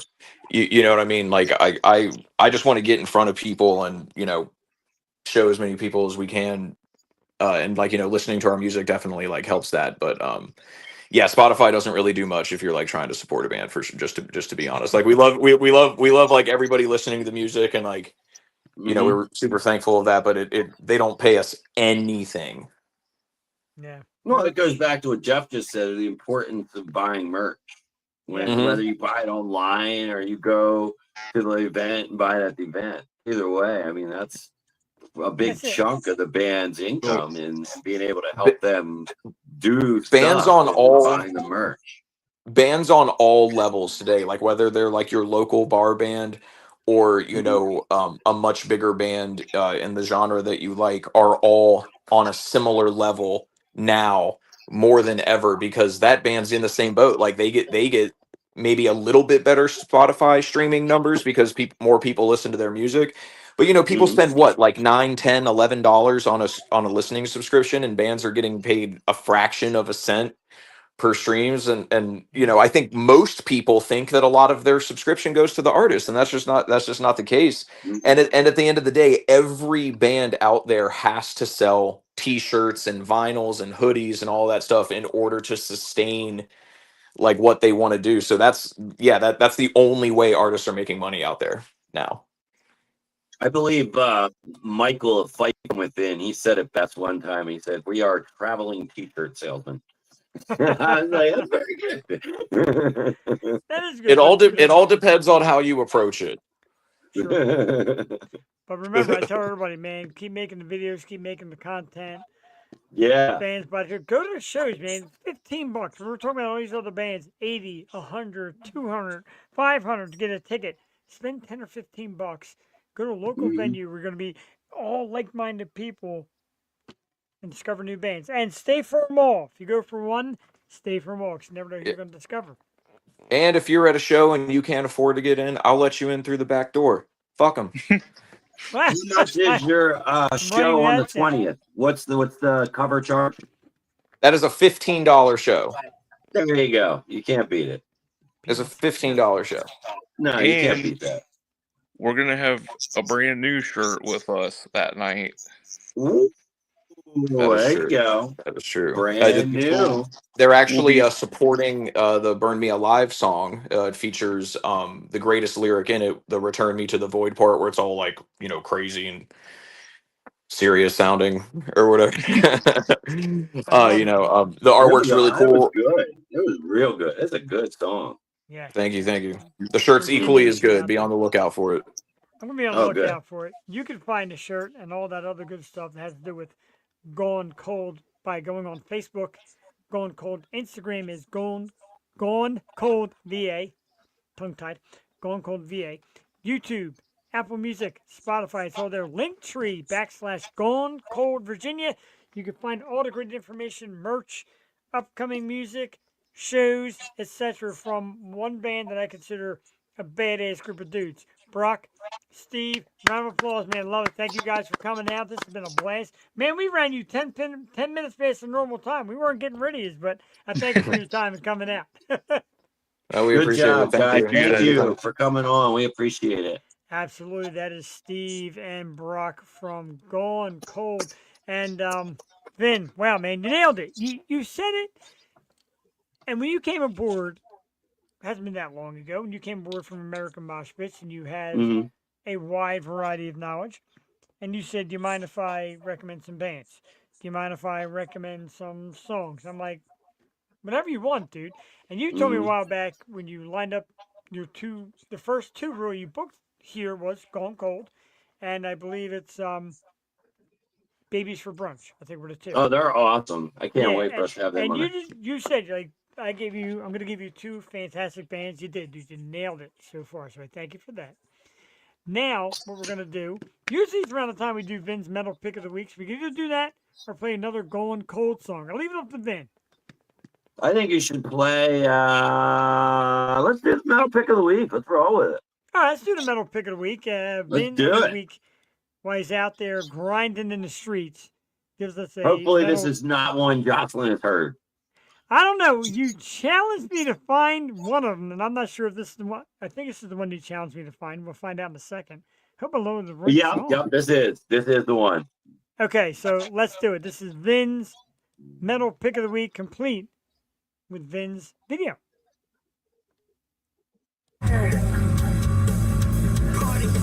It's the Heavy Metal Tool Guy with Federated Auto Parts, Fisher Auto Parts, and the Yo Show. My heavy metal pick of the week. This week I'm going to give you a throwback. One of my favorite bands from back in my day, Sum 41. And here's a cover that they got of a Rage Against the Machine song, Sleep Now in the Fire. So check that out. It's a badass cover. LFG, turn it up loud.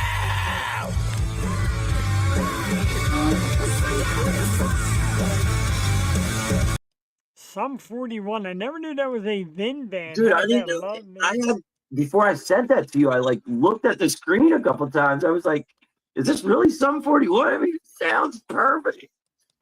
Our dudes from Up 24 in the house. Of course, the former WMMR Hey, South Up Artists of the Month. 24. Dudes. Great band to hang out with too. They stay. They come in early. They stick around for bands. Huge music fans as well as a great band. Let's do it. Vin's Heavy Metal Pick of the Week. He said, "Good luck Rare. finding it." I did. This is from the deep depths right here, boys. That's right. We're going at it. If you're watching on Facebook and they decide to get corny and shut us off because of copyrights, come on over to YouTube, the Yo Show, because I'm playing it whether they like it or not. Sum There you go. 41 with their cover, "Sleep Now in the Fire." Yo Show, Jeff, Vin, be back in 6 minutes. Stick around. All right.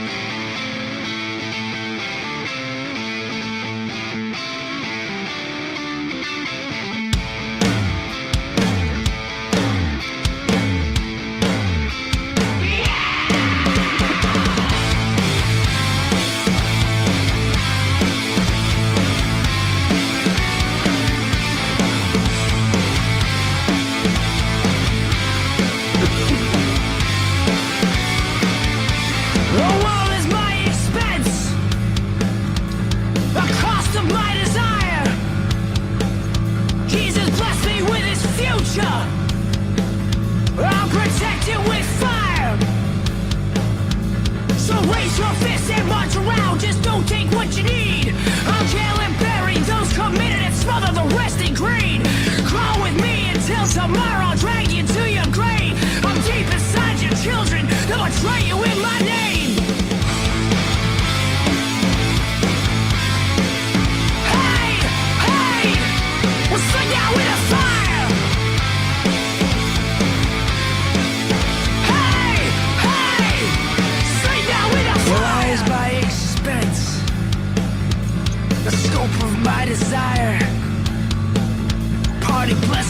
this future, and I protect it with fire. I am the leader, the Peter, the Santa Maria, the nuisance, the rapist, the fields overseer, the agents of orange, the priest of Hiroshima, the cost of my desire. Sleep now in the fire. Hey, hey, sleep now in the fire. Hey, hey, sleep now in the fire.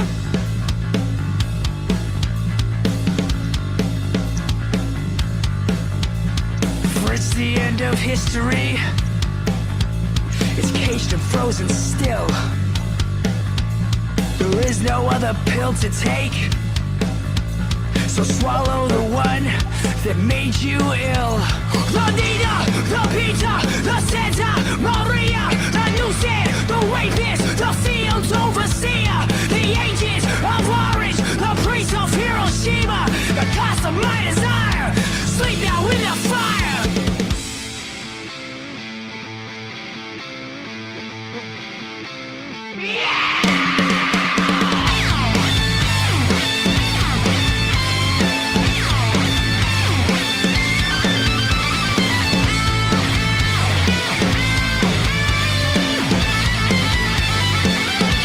Sleep now in the fire.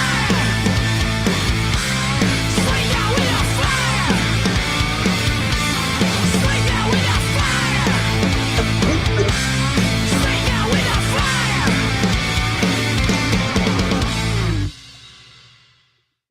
Yeah, baby. Sleep Now in the Fire. Rage Against the Machine cover by Sum 41. Vin's metal pick of the week. Love it. You know, I saw them at Sonic Temple, and I think it was 24.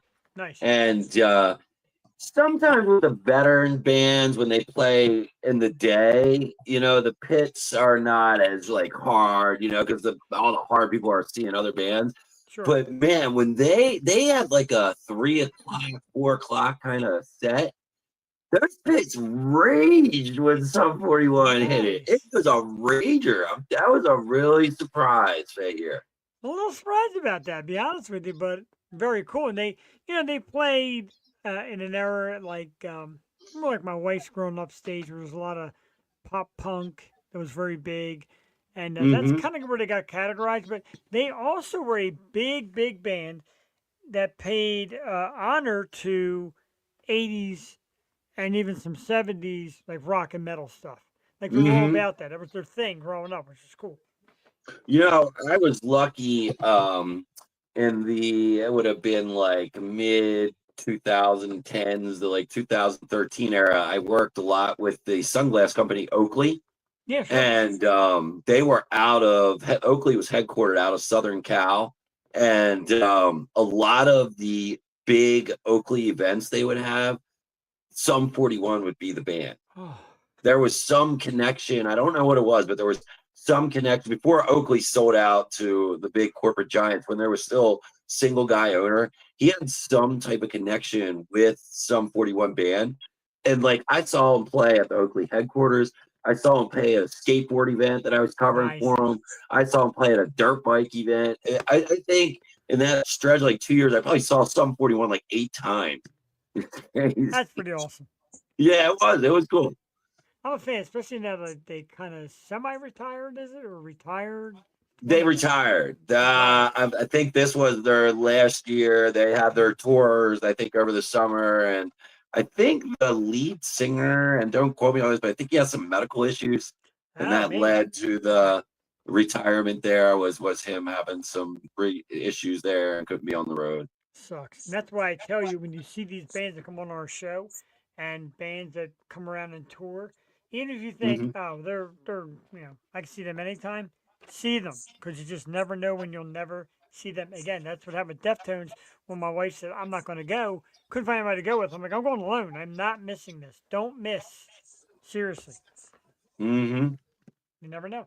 I'm Joe Yeah. for Vin. Vin's going to be there with Absolutely. Slayer and Man. Oh, I can't wait. That's next week. We're literally countdown. What are we, like 10 days away? And God. I'm going to share one of my goals because we're tailgating. Our group is one of my big goals was I wanted to have fresh deer steaks to cook on my tailgate. And opening day, September 1st at 6:35 a.m., I got my big 100-pound deer. So I will absolutely have deer steaks on my grill. Wow, it's gonna be something else, man. Hershey Park Slayer, supposedly I the know good you hate guy. Hershey Park. I know. We Yeah, all know. wasn't gonna do it tonight. Can't help it. It's become like my what do you call that when you got kind of a? It's like my typecasting. They I just don't like had I don't like the Beatles and I don't like Hershey Park. and I think it was Sunday. They just had the Falling in Reverse Yes. and the Slaughtered Prevail tour there, and I saw some pictures on social media and some videos. I mean, that place was packed, man. It does pack. It does pack. And Mm-hmm. part of the thing that sucks about that is there's very limited in and out. Like Mm-hmm. there's one main exit, and it gets to be a shit storm trying to get out of there. Oh yeah, again, the time we were there, you know, I got to be honest. By the time Pantera ended, last time I was there, a lot of people were about half the stadium was empty, so To it get the hell wasn't out as of there. bad getting out that time. But yeah, I can imagine it can get bad if everybody leaves at the same time. Yeah, a lot of people leave early to get out. We saw Guns N' Roses. I think that's kind of what happened when we were there, and it was like like about you noticed it like halfway through Pantera's set that you noticed the crowd starting to thin. Yeah, like I said, ours was Guns N' Roses, and everybody was clinging to their seats for dear life until the bitter end. And all of a sudden, there was just. And my wife said, "Get an Uber." Not that you get through it all, but at least you can sleep in the back fucking seat while you're in that traffic, dude. Like it was Well, worth I whatever always we paid, take 30-some enough bucks. food and tailgate supplies. So like we're gonna take enough on the 20th that once we get back to the car, if it's a shit show getting out, we'll just set the grill back up and cook some more food and hang out and let that shit pan out for an hour, and then we'll take off. We did that. I mentioned last week. We talked about Penn State. We went to the whiteout game versus Michigan. 100 and Hmm. some thousand people. By the time you got Yeah. out, there was just lines of traffic everywhere, and everybody in the group's like, "All right, fire up the grill. Let's get some dogs. Let's get some burgers. Let's have Yeah, some more forget beers about it. and I mean, chill what are out." you We gonna do? did. You're gonna sit in traffic, or you can sit there and enjoy yourself for a little We while. left the parking lot at like 2 a.m. and I had to drive back to our friend's house. It was like 45 minutes away. And trying to stay awake. It's ice cold, dark back What's roads. the latest you ever got home from a sporting event? Sporting event? Yeah, we'll go sporting. So it's, out of a sporting event and on to other things, or a sporting event that lasted so What long? is the latest you got home from a sporting event? Went to a Flyers game. Flyers game ended at 10. Ended up at the bars at the arena. Ended up at a bar locally with a young lady who had no problem putting drinks away. Got home around 4 a.m. and you forgot clear about the event. I'll tell you that much.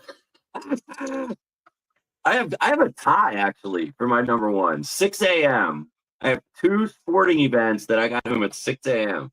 Jesus. One was, this is going way back, and I would say we're going back to like 04, 05. I went to Redskins Eagles, and it was a Sunday night game Oh, at tough.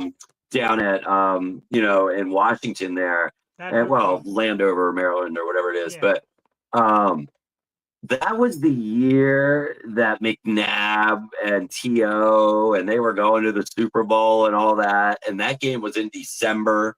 And I can tell you, like, it was like an Eagles home game. Like, forget it, Redskins blew, and there was just all Eagles fans. And yeah, we didn't get back from that game. We got to our front door. It was 6 a.m. when we got back.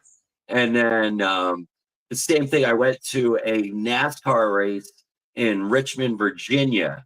And we went down as a group, and we were like, all right, it's only a 3-hour ride. We just ride home. We ain't going to get a ride. We don't need to. Well, we didn't anticipate, the hour and a half you're going to spend in the parking lot before you actually start a 3-hour ride. And yeah, that was another one. Got home 6 a.m. and pulling in. So that's my latest for Sport AM, 6 a.m. NASCAR stuff all Oh around. yeah, because you're running a 24-hour shift at that point. Yeah, and a lot of people, a lot of people camp out. A lot of people in towns, like right in the middle of the street, able to talk about anything and everything, and Mm-hmm. all the merch trucks. There's so much shit to buy, and yeah, man, it's. I'm not a huge NASCAR fan, but going to a NASCAR event is something everybody should try once in life. Definitely. And that was back in the day when we went to that Richmond race. I mean, we're talking that was probably like 06, 07 before NASCAR crashed. So Yeah. we went to Richmond. There was like 180,000 people there. I mean, it was unbelievable. It was like a city, man. So I had it Dover. They said it was. What, Yeah, 90, yeah. I mean, I've 100,000 lived here my people? whole life, and NASCAR was a huge part of our economy since 1969. That was when the track opened at the first race, and we had 2 race weekends in Delaware until I think it was about 10 years ago. They knocked them down to 1, and but man, I can tell you, 80s in like I'm sorry, 90s into the 2000s was that peak. And you had 200 to 300,000 people here on Sunday for race day. And that's no joke. When we're talking staff, fans, you were 300,000 easily. And I remember, it's got my brother. He was a big NASCAR fan, and he would say, like, you don't understand. You got to get to Dover, Delaware by like 9 a.m. I'm like, yeah, the race starts at 1. He goes, no, you don't understand. 9 a.m. You're going to be waiting on the highway at 9 Right, a.m. he said, You you gotta get understand. there at 6 a.m. He Yeah. said, you don't understand. We're going to be at 9 a.m. And I'm like, Yeah. on. We were midway. We weren't all the way back, but we were. He said, I told you. And I'm like, Yeah. what the fuck is going on? I'm looking at traffic. It's like Look, state Jeff. long lines of traffic, dude. When I used to go to the races all the time, I lived in a town and I lived exactly 16 miles from the racetrack. Oh my god. And I think I parked next to that house. yeah, that's how far you walked. And okay, here's a local that lives 16 miles away. I would get there on Sunday race day at like 5 a.m. Wow. How about that? Then that would be the only way to guarantee to be in the parking lot I wanted to be in. Better than how late is how early have you ever been to an event? That's tough to beat. Oh, you never been early like that? Winter Classic, when they did it in Philly. At the link, right? Didn't they do that at the link? Citizens Bank was the one I went to, the first one. Mm-hmm. Citizens Bank went with my niece. My wife, where we were married, drove us down, her and her girlfriend. Man, we got down there about 7 a.m. And talk about the greatest non-concert day, which I don't know if we ever did here or not, but yeah, that was my best non-concert. And wait, what day. time did they drop the puck? Like 4 o'clock? There was like 2 o'clock, 2 or 3 o'clock. Matter of fact, I got the ticket stub right here.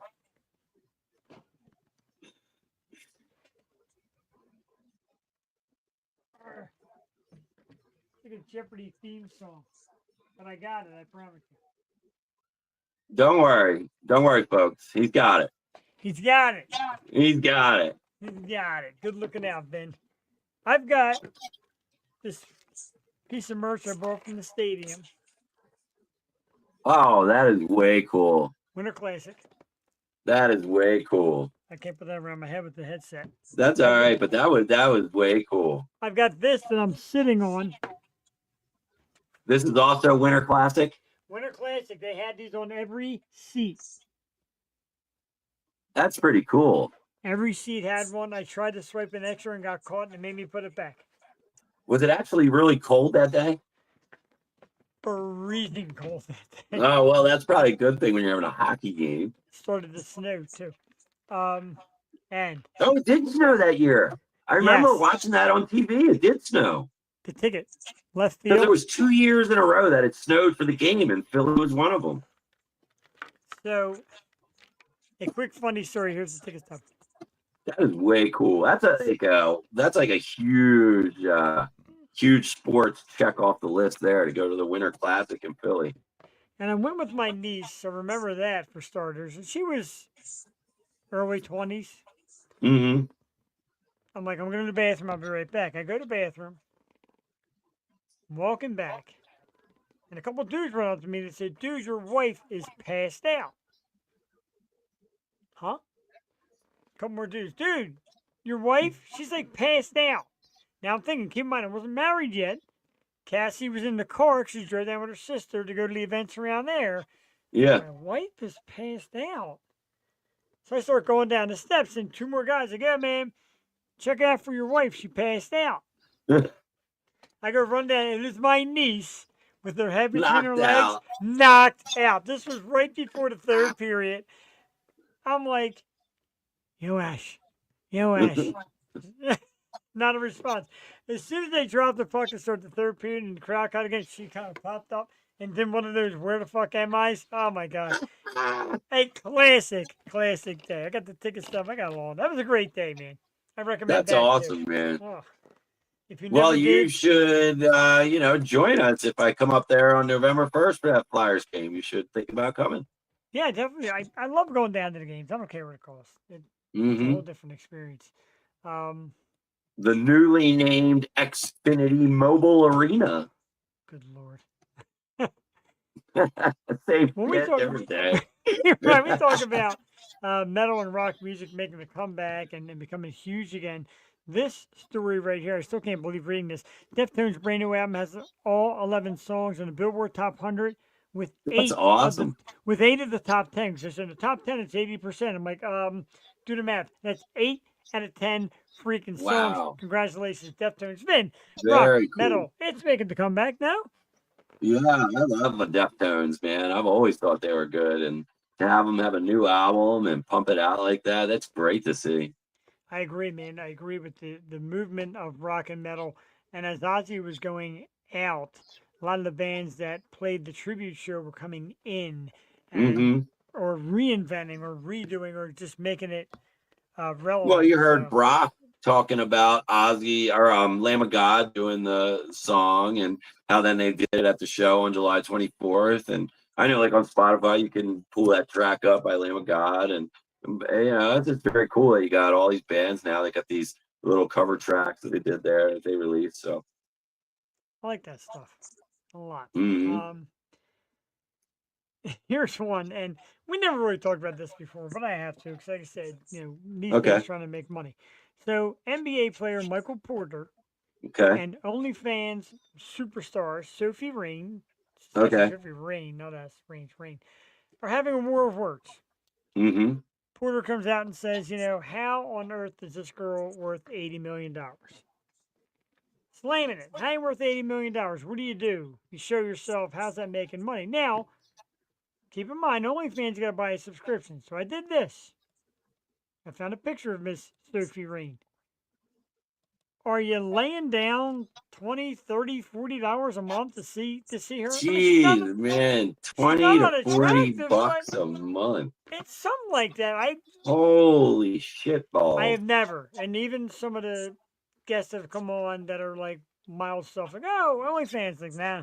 No, I'm good, thanks. But like, I'm looking at the picture now. I needed about a couple minutes, and I realized what I'm looking at. Okay, next. Like, Wait, you're not gonna pay $40 a month? Look at that. especially when like she's worth $82 billion, so she comes back That's and says, insanity. right, so she comes Insanity. back and says, China is big country. China? Perhaps. And then she said, well, imagine being able to dribble a ball and making $30 million a year. Hey, Ugh. athletics Oh. is work. And I know maybe she goes to the gym to keep that body. Athletics is still work. It's still practice. It's still an expertise level. 30 million a year is a lot for a basketball player, but 80 million to just only fan yourself hurts a little bit. More power to you. Make the money when you can and how you can. I get that. Well, all I'll say is you live in a capitalist free country. So it creates opportunities that may have not been thought about. We can go back to like when we were kids, right? And people our age said, I'm going to do stuff with video games to make a living. And our parents are like, you lost your freaking mind. Video games they make. And sure enough, there's guys making millions of dollars making games, even playing games now. Playing games, right? Right. So, I mean, these are the results. Now, we're going to go back to just a few minutes ago. We were talking about NASCAR, and Ben lives in Delaware, and racing is always been a core thing here forever. And, you know, we always face the challenge of race car drivers aren't athletes. You know, they're just driving cars. So I have always been on the side of athletics as a full-time job, Yes. you know, and sometimes beyond. And it always amazed me on the college level how especially when you took top level football programs, how these kids had even had time to go to class, you know, let alone, you Right. know, because of how demanding the football schedule was to be on a top tier team. And so, you know, I personally would side with Michael Porter and say, you know, you made a lot of money doing nothing, but you know, I wouldn't be knocking people because a lot of people put a lot of hard work in to make them dollars. Exactly. I mean, you know, as hot as I am, I never try to exploit my good looks. No, seriously. I mean, hey, if you got it and people are going to pay for it, get Yeah, it I while you didn't can. get any subscription money from my OnlyFans. I mean, zero. So Same. I didn't start one. People told me, "Oh, start one for your podcast." I'm like, no, like, no, that's that's not why kind of they go weird. there. Even if they stumble upon me, that's not why they're there. I just think it's No weird. way. It's just weird. Right. They're not there to listen to me talk for 10 No, minutes about OnlyFans are not about buying prescriptions to the O show. Absolutely not. I am not offended, bro. I am zero. I am zero offended. Hey, I think Next they're thing looking you know, I for have a to be different type of talk show, buddy, when they're on that website. next thing you know, I have to be doing the show in my underwear. For the good or the bad, I have no idea. Oh my god. Yeah, Oh we're man, on YouTube, we're on Twitch, Facebook, we got a website. we're on in case you everywhere forgot. we need to be. There we go. Any site you need to find us, The places will. you need to be, that's where we are. if you're trying to see me in my underwear, we don't belong Oh, in that site boy. in the first place. We'll let Cassie chime in on that. Not a great sight, because usually she sees at 5 a.m. and I'm stumbling around the house to go to work. Listen, if you're not walking around your house in your underwear, there's something wrong with you. Bro, so seriously, Yeah. man, I don't want to get into a subject that might be touchy, but for a brief period of time, her sister-in-law was staying with us and her kids.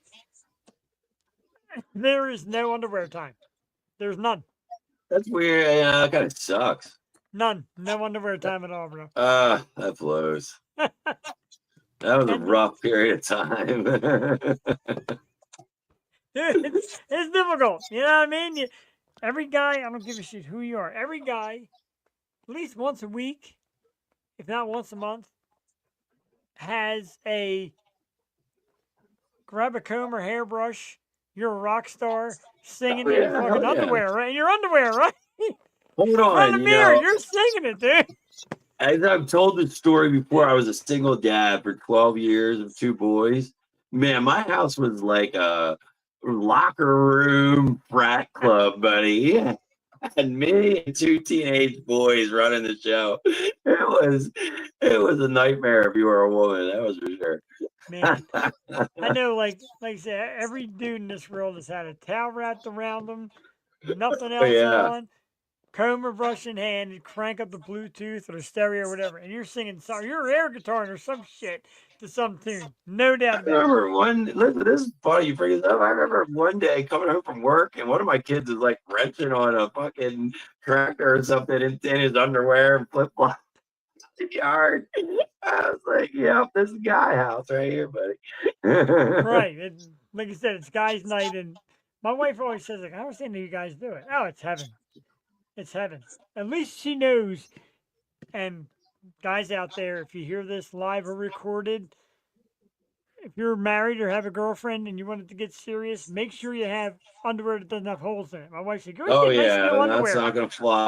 Always You're had to gonna be need nice new underwear, dude. The whole stuff Yep. doesn't work. No. You're not gonna fix your motorcycle in the living room no more, none of that stuff. No, you're All not. gone. No, you're not. No, no holes in your underwear. It was a very big thing. 3 three very big things when I met my wife that she remembered and said she liked about me. One, I was an old school gentleman, open and hold the doors, push the seat in, all that stuff. Two, I forgot. That's all right. I forgot. No, I forgot them. They're good ones though. Oh, second was went to the bathroom. She heard me washing my hands. Oh, that's good. She said, "Shows you're clean. I like that.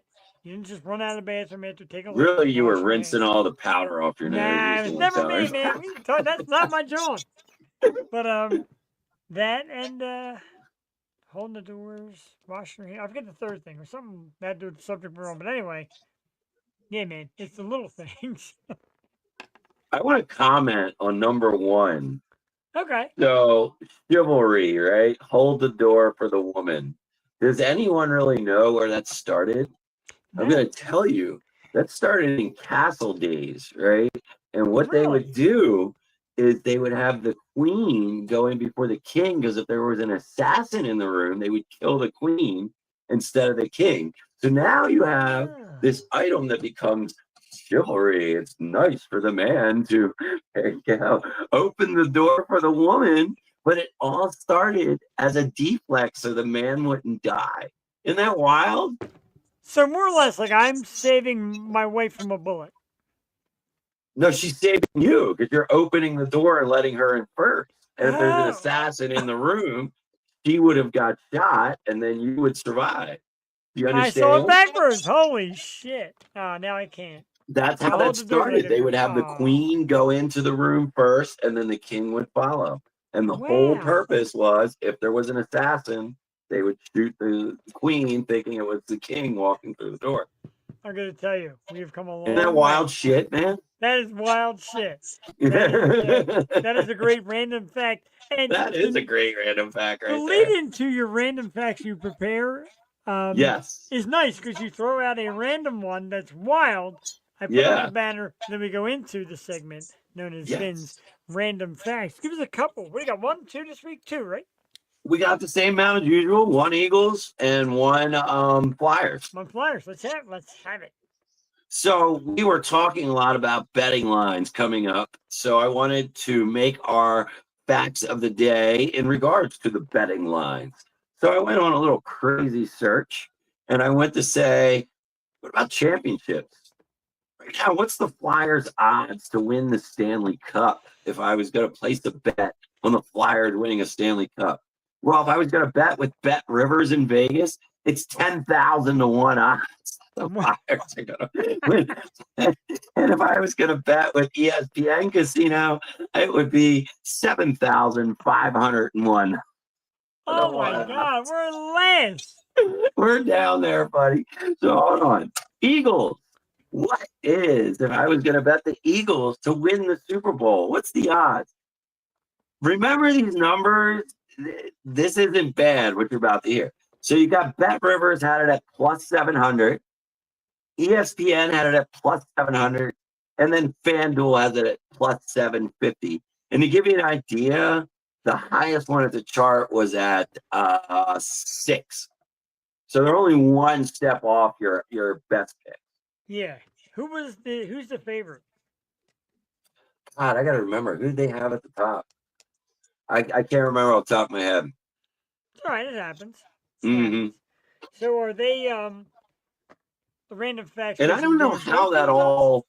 I don't know how that all. Like, I don't know the process. Like, I know a little bit about the process for the weekly parlay setting, Yeah. but I don't know about how they do that whole process for the year. That's a difficult one. Probably in like strength of schedule is big. hmm Time of the year, location is big for a team that historically is more clutch. Like the Mhm. Phillies to me are not a clutch team. Playoff wise, they always seem dry. So to me, they would get higher odds, in my opinion. Even like to say we're like neck and neck with the Mets in betting odds, I could believe that. And even though we're like, oh, you're 8 games ahead of them. You play in New York, you got problems. For some reason, Well, we don't mesh I out there. feel home field advantage is big. Sure. like I'm a we- firm believer We've been roughing And them up if you're, here. let's just say you're Green Bay or you're Buffalo and you lock up home field advantage for Oh, playoffs, yeah. okay, well, now everybody's coming to play in the freezing fucking cold, guaranteed. And you live in it. So you're like, whatever. And Ben, those are big difference makers. you followed Super Bowl day, Super Bowl victory in this town. You followed it. You did a documentary on it. Hmm. I will ask you, I don't know how deep you may know into the answer, but I'll ask the general fan out there, whether they watch live or record, to get back to me with an answer to this. If we didn't have home field advantage and we didn't get the Los Angeles Rams in a big snowstorm where they had never played in that kind of weather, do you think we would have won that game? That game was awfully close. I think the weather made all the difference. I think two things: weather, and I feel like Saquon Barkley was on a mission, Yeah, man. and That so I weather feel helped like him. if you would have took Saquon out of that game, I think that would have been the difference maker more than the weather, because he was just on a personal quest to win the fucking Super Bowl.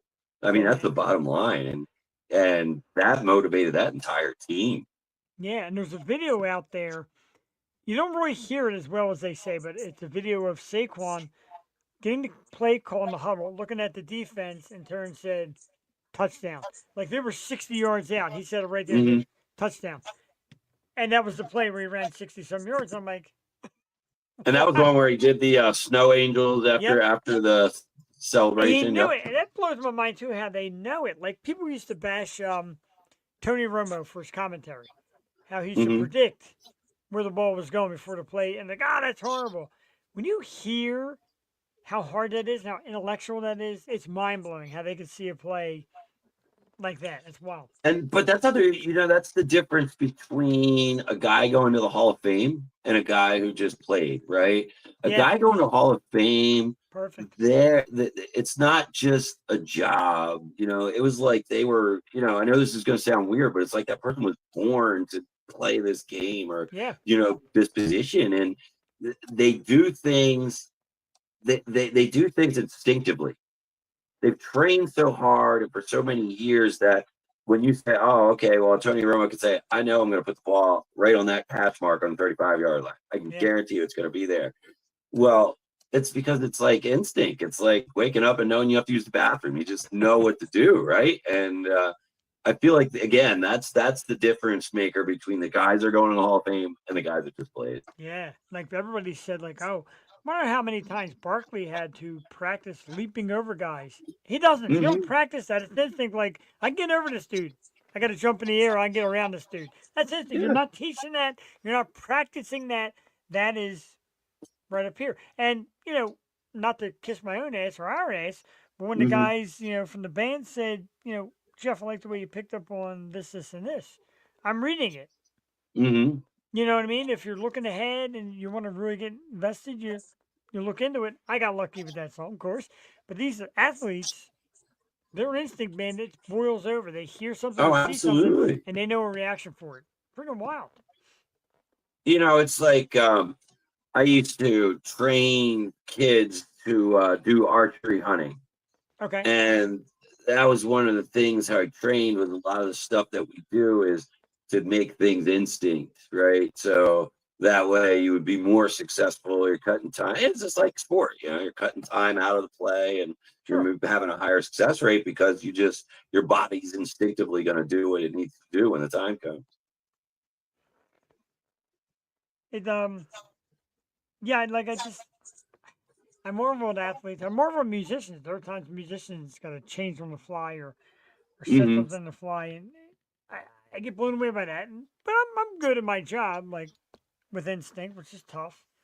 Oh yeah, absolutely. But some of the stuff that these people do on like just a thought blows my Well, it's like you said with bands. I mean, you show up to a venue and you've never been there before and you don't know what's going on. You never met the people and things might not go as planned or routine and you got to just figure it out, make it happen.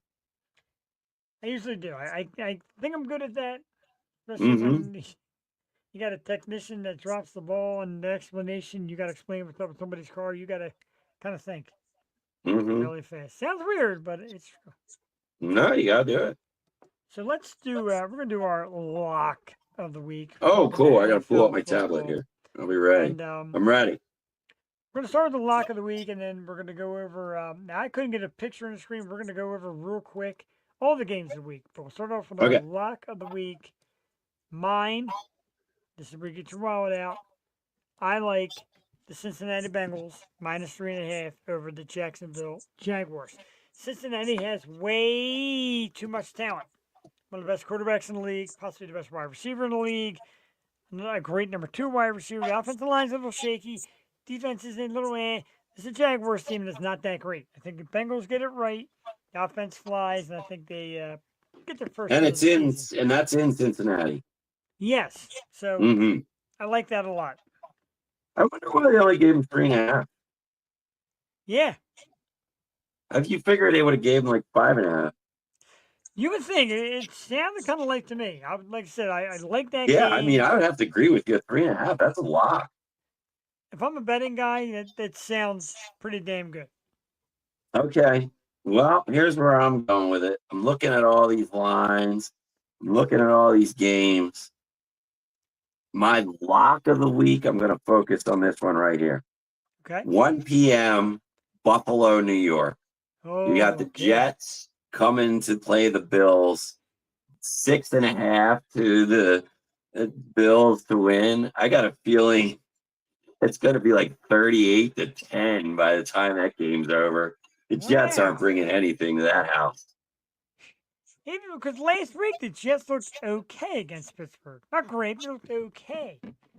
But Yeah, Buffalo but is they played a Steelers team that's just kind of, they're not nothing great. They're just there, middle of the You're road. I going to get you. play one of the top 3 seeds in the NFL. Most people have Buffalo at 1 or 2. Okay.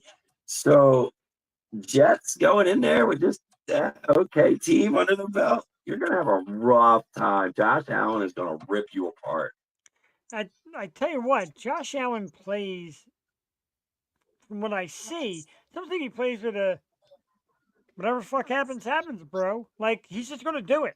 He's going to throw Yeah. the awkward pass. He's going to make the awkward run, weird stops, weird slides, whatever.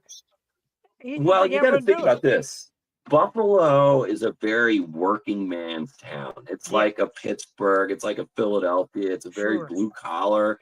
And for Josh Allen to be a get it done guy, that's a blue collar attitude. Oh, man. And in his success, I feel like he feeds off that crowd, and they give it to him because he's one of them, and he's doing so much work at the children's hospital. He's like there weekly doing stuff. And man, the city of Buffalo, I mean, that guy's gonna have a street named after him when it's all said and done. Yeah, it's kind of like, and I know it's only been 1 year plus a game, but Saquon Barkley here to Philadelphia Mm-hmm. really radiates the kind of city we are in. And people are like, it's stupid. Absolutely. He's only been here a year. No, this guy gets it.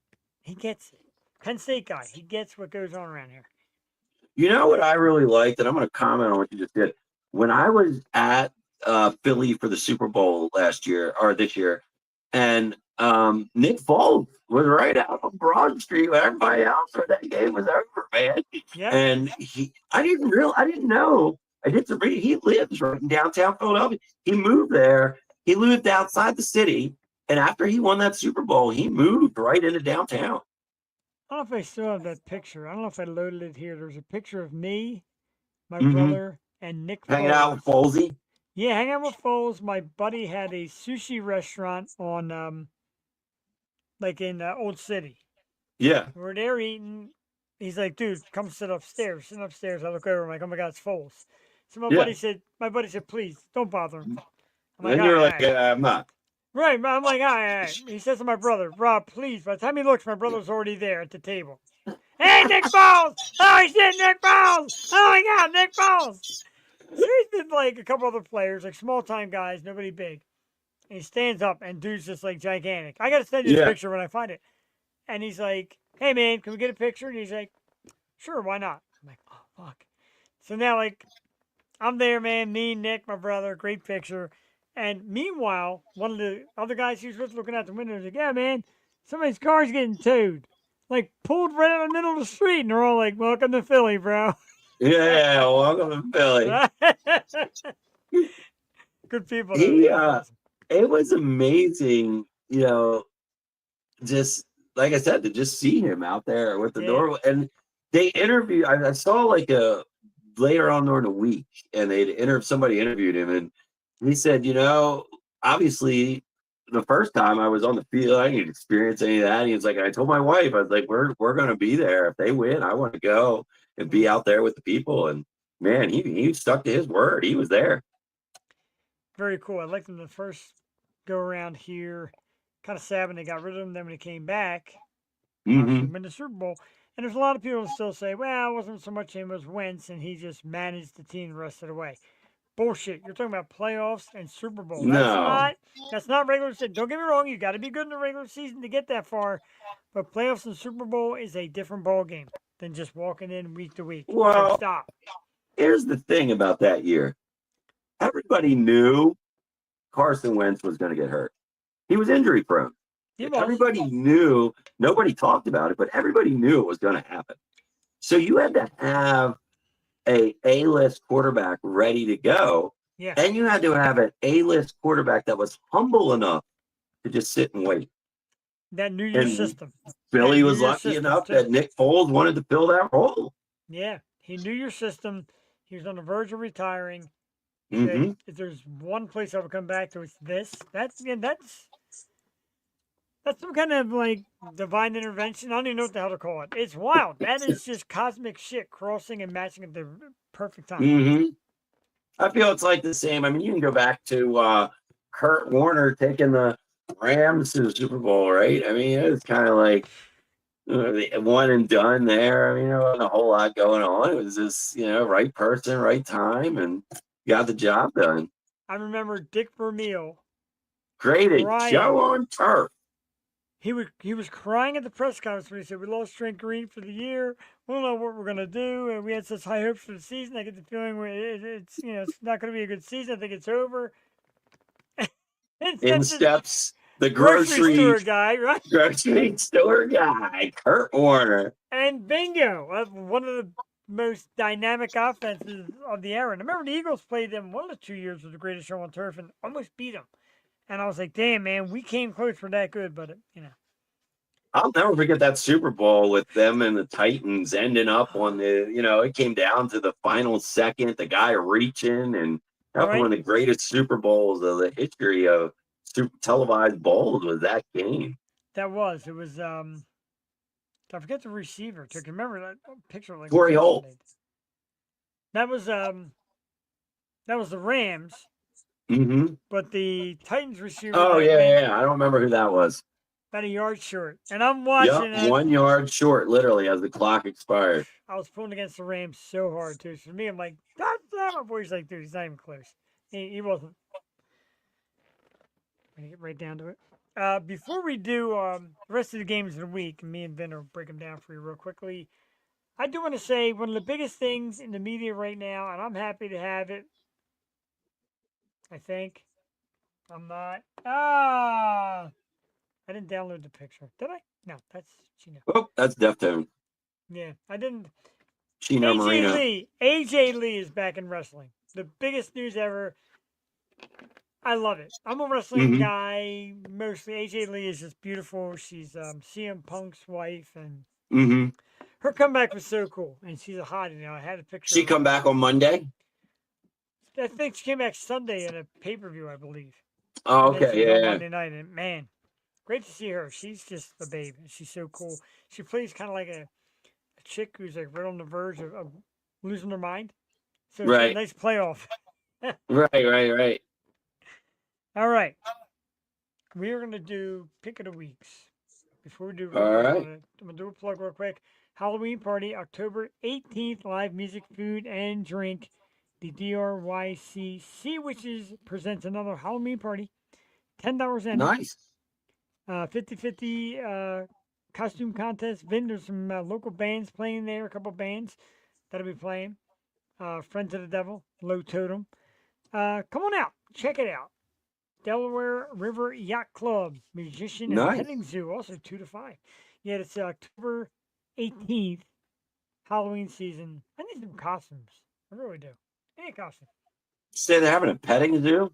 Yeah, petting zoo. Early in the Oh, day. nice. Petting zoo and a magician. Oh, interesting. My wife says, don't forget to plug that because it's a good friend of ours and we appreciate them. And I definitely Very cool. They offered me to bring the show there. And I'm like, I don't really have the equipment. Like, I Wait, got the show. for the the party." magician is a good friend of yours, or the people No, the running the people- show? People running the show were good friends Okay. of like some of our best friends. So it all linked in. Okay. There, and they said, have Cassie's husband bring the podcast. Well, I wish I was ready for that. I can bring the enthusiasm. I can bring the There you go. So Vin and I are going to do the games of the week. We doing points I'm spread. ready. You just want to pick heads up. Nah, I whatever you want to do. You're the boss. I'm the boss. That never happens. All right, so we'll just do who we have winning the game. We'll bag points. Okay, for we'll it. just do who we have. Me and Vin, we're going to go head to head. Like I said, in a couple weeks, we're going to make the audience go head to head with me and Vince and see who can Are win you prize. keeping score on this?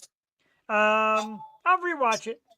Okay, good. All right, Dolphins versus the Patriots. Wait, what happened to Thursday night? What did happen Thursday? Oh, Thursday night is Green Bay and the Washington Commanders In Green Bay, too. in Green Bay, which is big, as you seen last week. Mm-hmm. Hold on, let me prep a papers and keep score now. I'll let you go first, my friend. I'm going to take the Packers at 3.5. Packers, all I right. think you're going in. Commanders, you got a decent team, but you're going into Green Bay, and it's early in the season, so the weather's still good, and people are going to be drunk and hyped up. I like it. I'm going with Green Bay also, especially on a Thursday night. All Mm-hmm. kind of weird things can happen, and Washington quarterback Jaden Daniels has a little bit of a wrist issue, so I'm going Green Bay as well.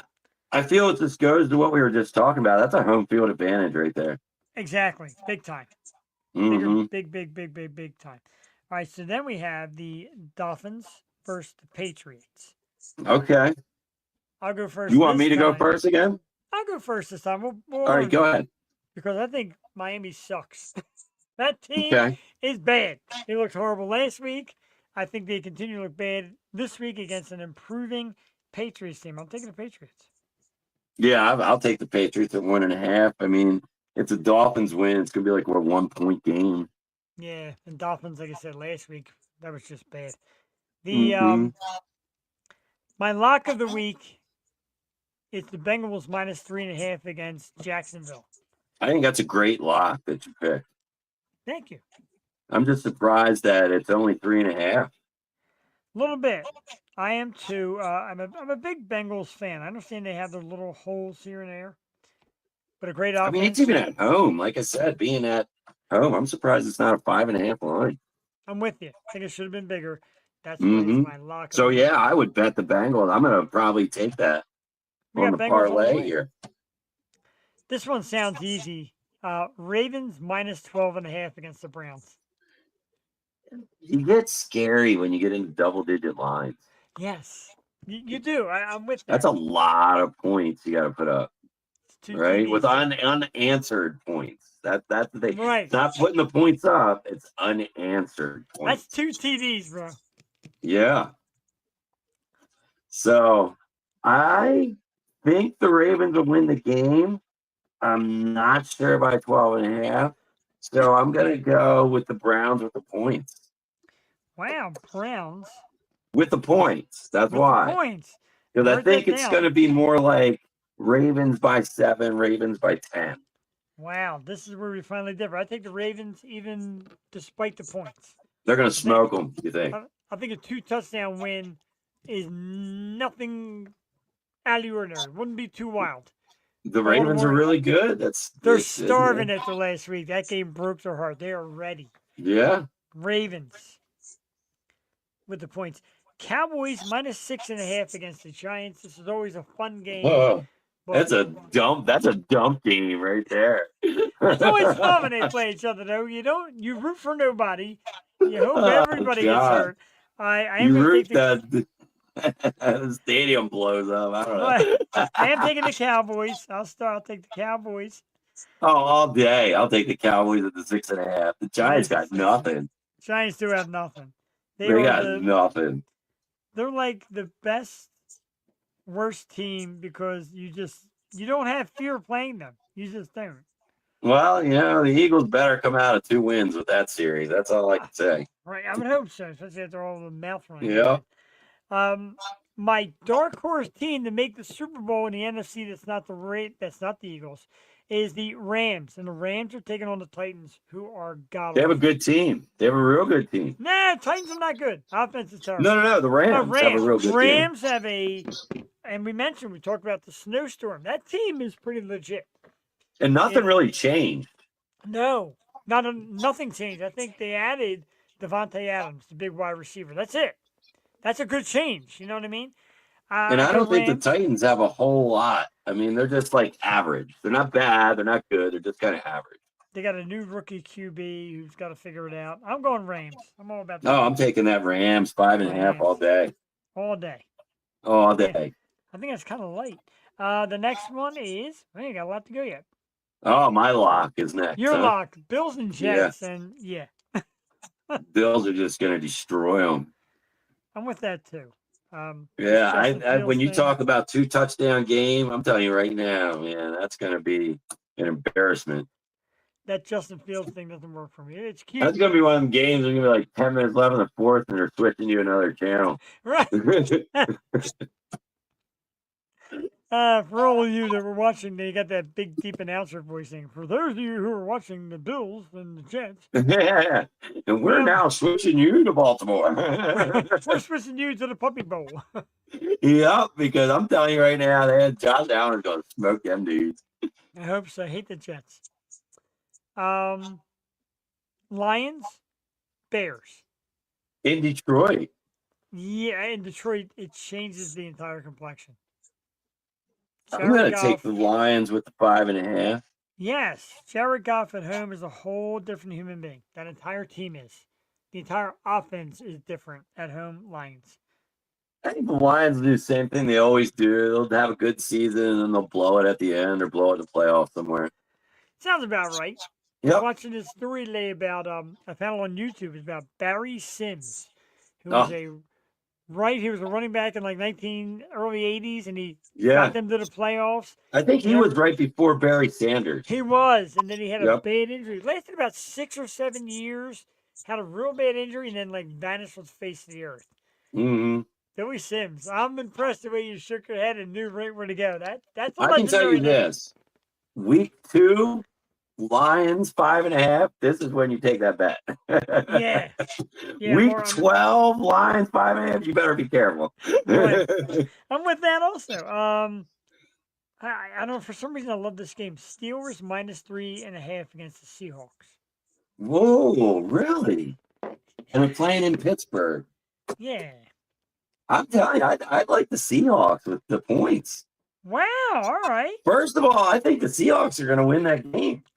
Wow. 3.5 you're getting. I'm going. I just Pittsburgh. wasn't impressed with Pittsburgh last week.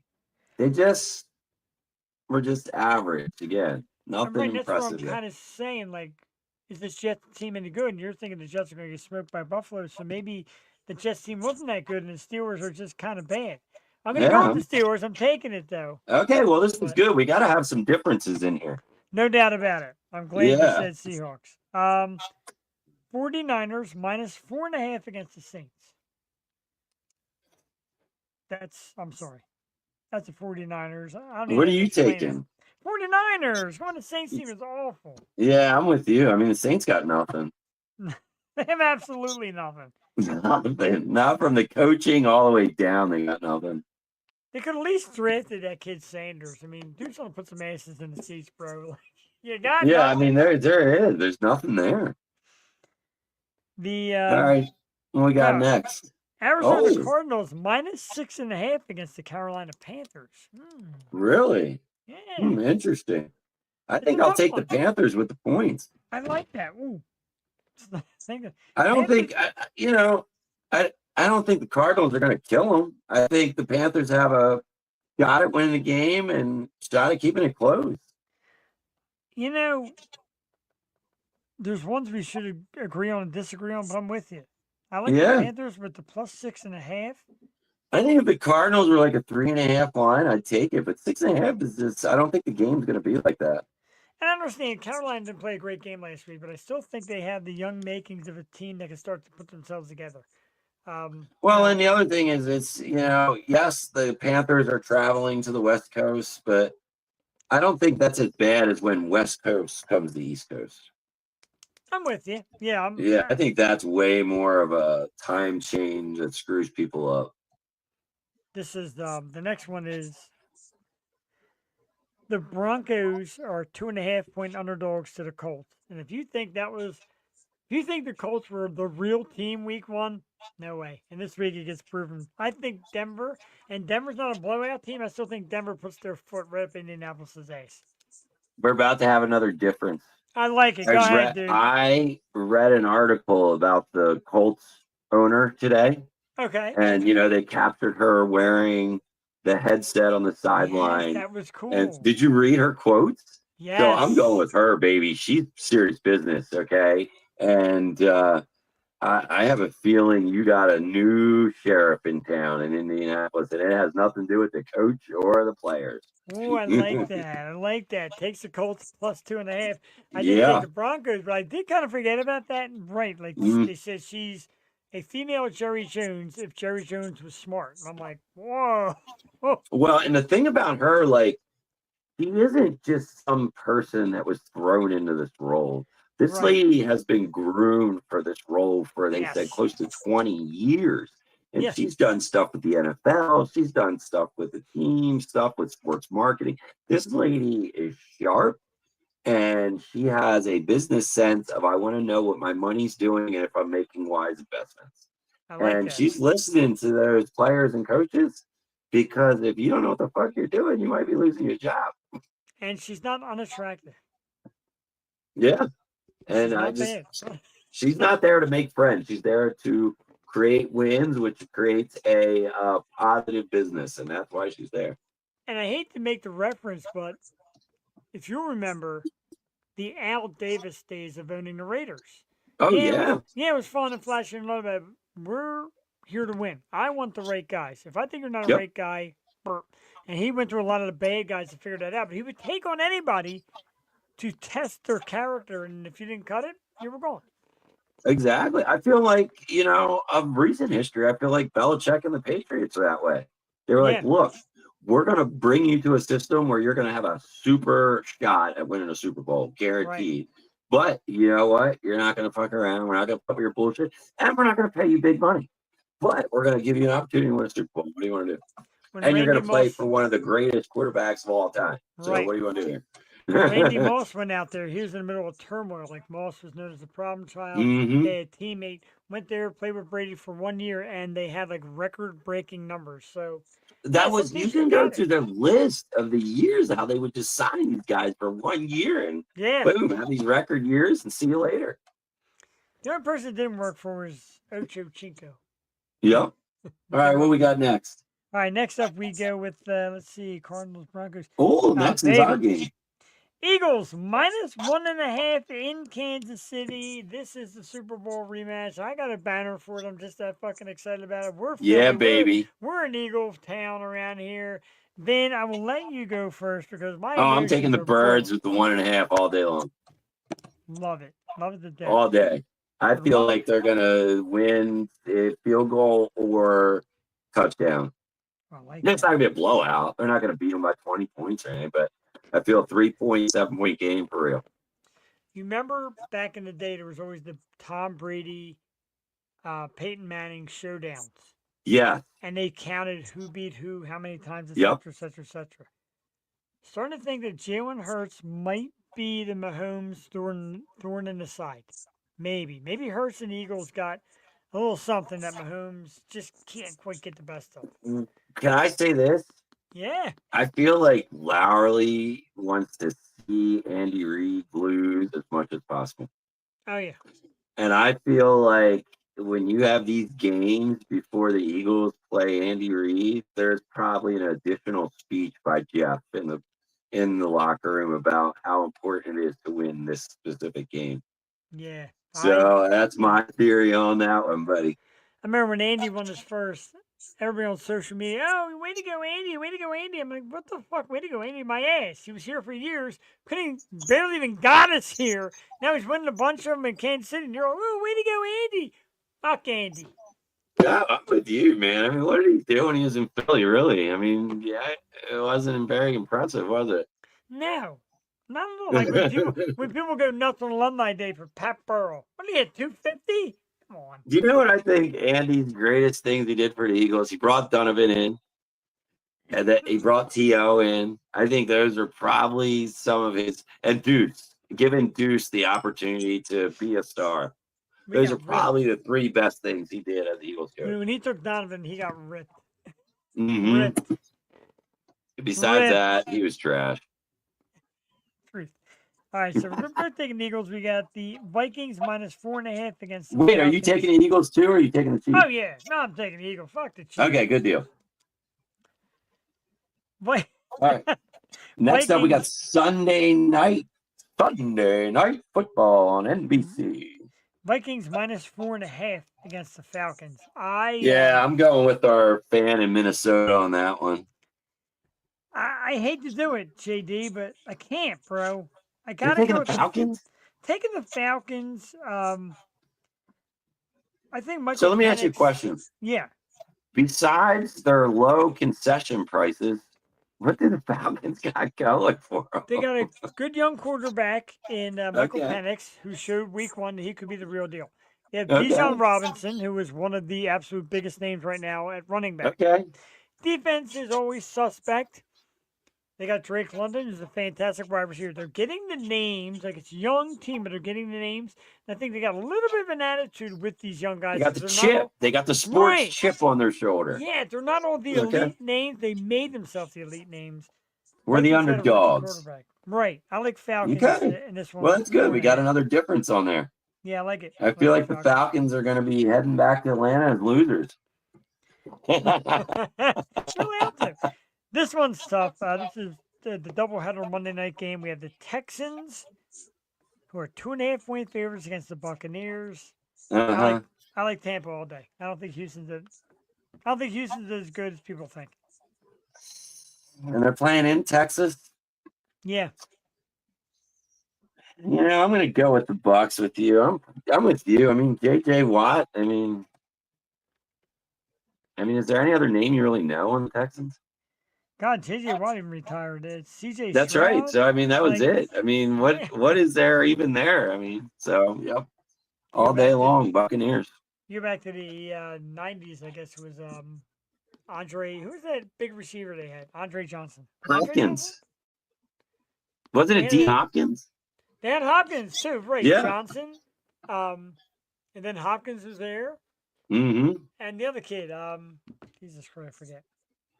But they had like that 3-man attack of big wide receivers. And they were good for a little They while, but that was were. just it. That's Done, before gone. Watson, that was when Watson was the quarterback. He was just like laying the ball downfield and somebody was going to go get it. That's all they did. They just threw bombs all game long. I would love to see him come out in the Oilers uniforms just one time. Yes, I love Oh, come on, do it for us. Right? Love the Oilers. Get Warren Moon there to flip the coin. Warren Moon.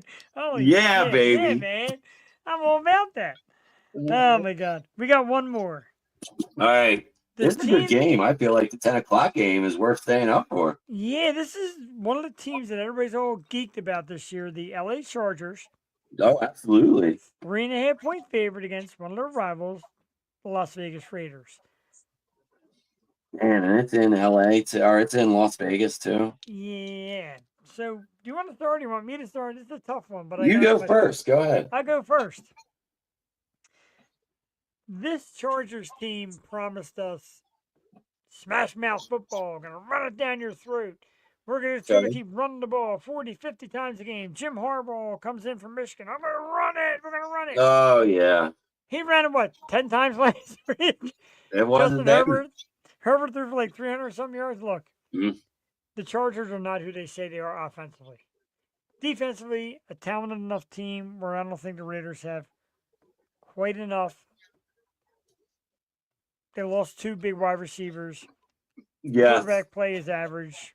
Geno Smith, I'm taking the Chargers here all day long.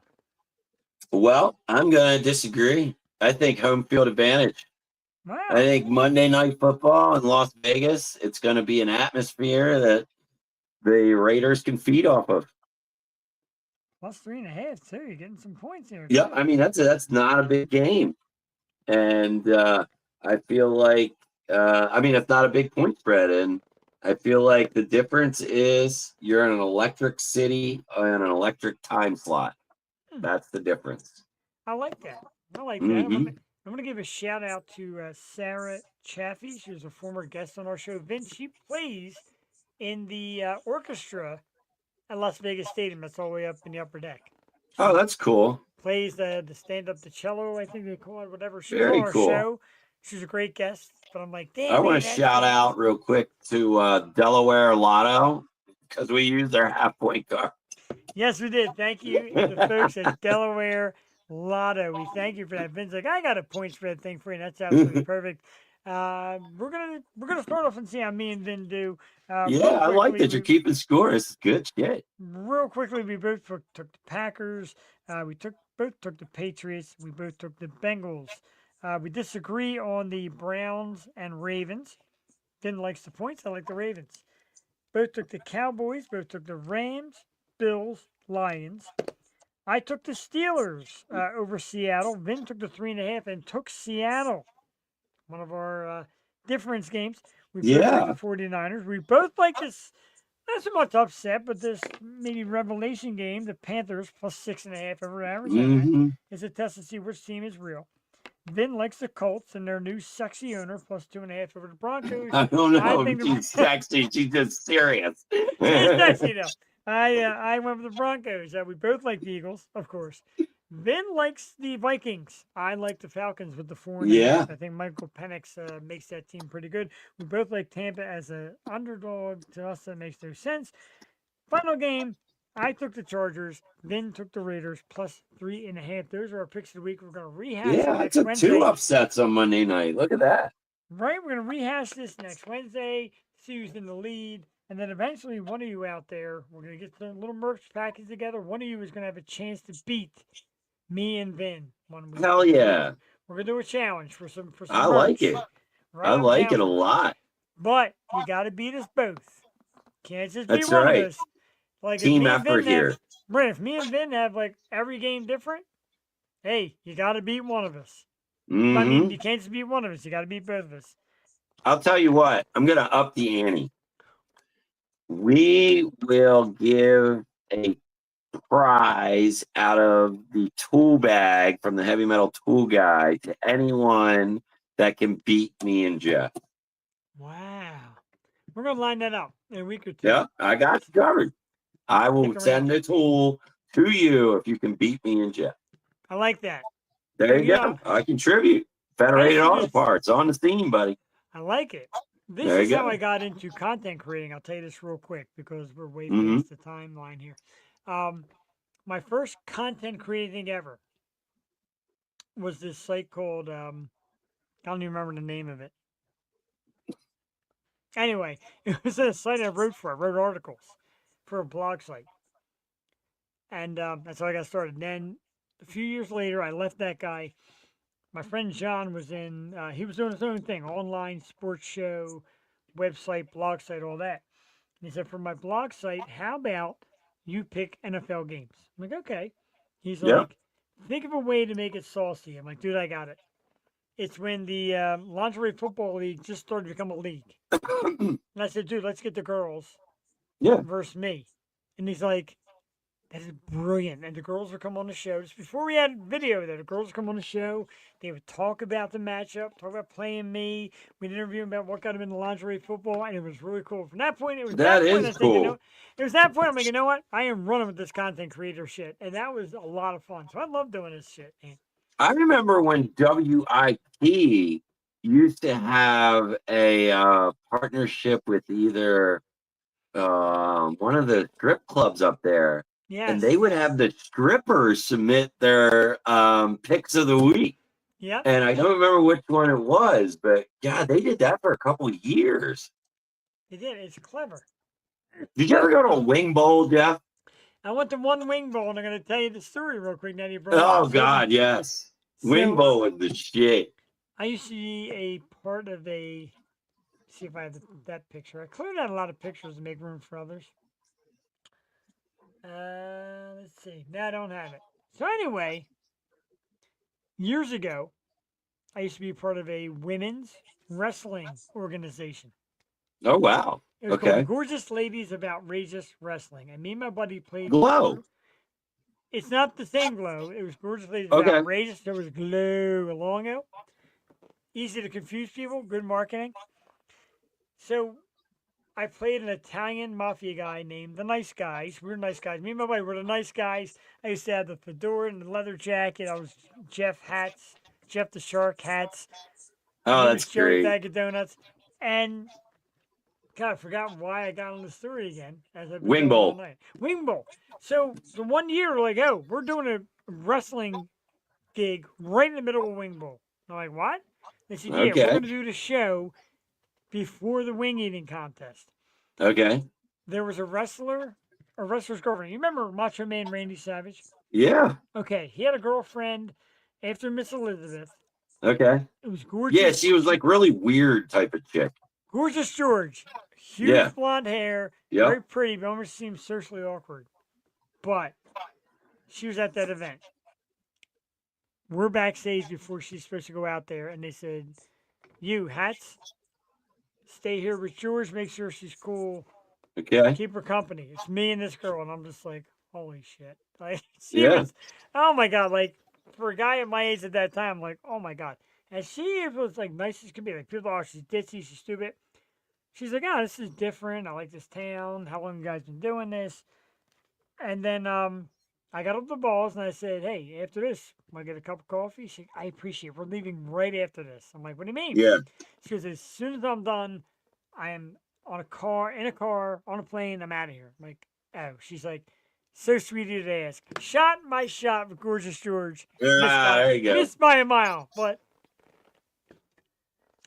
I yeah. went to one wing bowl, and my buddies were like, "Oh, because they went the year before, and they were like, dude, we got to get up there at like 3 in the morning because Yeah, they man. didn't start at like 8 o'clock in the morning or something weird like Or I that." thought it was at 6, I think. Was it not? Yeah. So we had the brilliant idea. We were just gonna go up the night before and just drink in the parking lot. Oh my Dude. yes, that's what we did.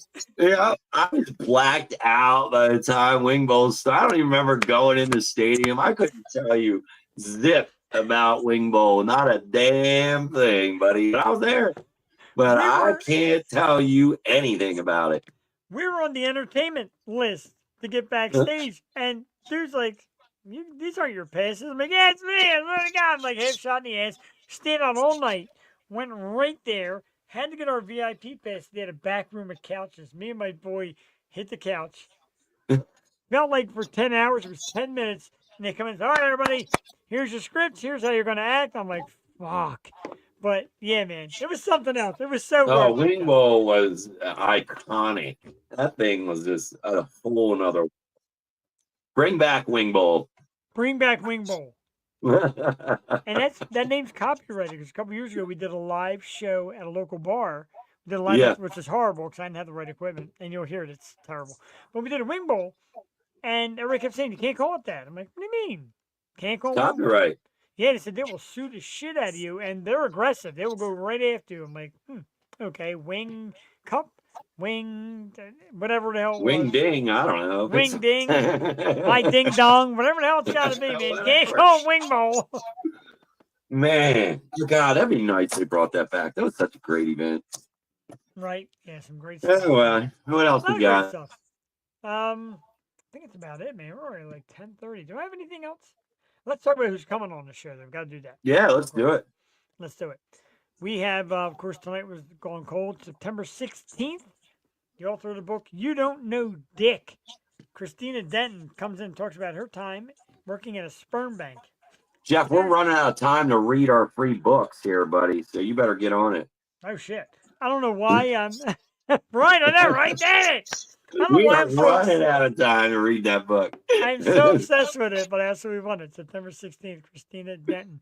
September 17th, Vin and I are back, and co-host, we don't really know. Babies. Try to get Jocelyn back with us. Babies for brunch on September the 17th. Very excited. September 23rd, we kick off an early Halloween season. Just get some people in here. Kelsey Livingood, great horror actress who is the Awesome. her alter ego is Mischief the Clown. It's fabulous. September 24th, a great artist, SMG Ghosty. Big guy with the metal fans out there. He'll be on the show September 24th. September 30th from Eternal Frequency, ML Elizabeth, and they'll talk about the Horns for Hearts charity event. Thank you. You're Great stuff. Great stuff. Great charity event that ML is going to have. October 7th, formerly known as Arcus, it's Suede Aces. Then it's a Tuesday, but man, listen to this girl sing. Great band. Hey. Aces. October 8th is the Gloom Club, another Vin special. Look Hell forward to yeah. that one. Tuesday, October 14th, horror actress Mary Kate. October 15th, it's Return to Crab. Going to go a little off metal, but a good pop punk band from the area. Just put out a new album. Nice. Return to Crab, October 15th. October 22nd, the band Full Disclosure. November 5th is metal band In Memory. Excited for Oh, that. they're good. Yeah, they're good. I'm excited for them. I love them. November 12th is Poet the Band. November 18th, dude. My Defiant. dudes, Nice. Joe and the fellows from Defiant. Joe Defiant and the gang will be here November 18th. Love them. November 26th is a local band. Started out as a cover band, just put out their first new release, a young band known as Twisted on the 26th. Nice. December 9th, we go country events, a Tuesday night, so you're spared. But a great artist, and a Cool. great looking dude for the ladies. Ansel Brown is in the house, and of course, as we announced earlier tonight, exclusive for all you who tuned in, Tuesday night, and I gotta make sure I got the date right. Tuesday night, December 2nd, Eric Abyss Nice. on the program. It's a great Right. lineup. Can't Vince. wait Great for shit. that. Great shit, baby. All right. Good Well, stuff. And, that was great. We did Yeah. a great job. thank you. We had a great time tonight. I had a We lot of did. fun. Like I don't care what everybody anybody thinks. We did a great job. Right, like everybody said coming in and go, oh, you're always worried about the hot chicks. And this week, I didn't really, I didn't go nuts with anybody because I remember Vince saying I'm going to send you a couple bands to guest co-host. Yeah. So I'm like, I really didn't push me right for Vin. If you wanted to, yeah. And you're like, want me to? I'm like, yeah. This was freaking awesome. Guys' night tonight on the Yo Show. You know, it's Very awesome. cool. I enjoyed it. Our audience is what, 68% male and 37% female? It's a show for the females. So there Stepsies you in the go. house, talking football and all that good shit. They like it. Mason- They do. They like it. They You do. like, you like what you see here, right? Hope my wife. I think the NFL said, I mean, they're up to like 40-some% female based for fans. I like that. Yeah, that's good. great. That's great growth numbers. Big thank you to Gone Cold. Facebook, Gone Yes, Cold. sir. Instagram, Gone Cold, Virginia, VA. Vin's got the shirt. YouTube, Apple Music. I know. Spotify, Linktree, Gone Cold, VA. We thank them. We thank Vin, the heavy metal tool guy, for being badass as always, wearing that awesome hat. And Yeah. Go Birds. you know, I love the ladies, but going diversified and like me, like a bunch of different topics and being able to go from sports to music to babes to OnlyFans to all that shit. Well done, my friend. Thank you. I tried to be ready, and I feel like we did a great job. I agree. We're going to take you out with Strange Culture and my man, Nice. Noah Mayer, the way he screams on this song, Looking Glass. The band is back in the studio, then they're remastering the original, Nice. which is great, and making a couple of newies. Strange Culture, get to know them. Like I said, they will be teaming up with Nailbite. Where's that at again, Ben? Hit me with it. the date. Lurking Class Skate Shop in Salisbury, Maryland this Saturday. Thank you very much. Catch them. This is Noah Mayer on the screams, Nick on Go. the cleans. Strange Culture, Looking Glass. Have a great night. We'll see you Tuesday night. Thanks for tuning in. See y'all later. Peace.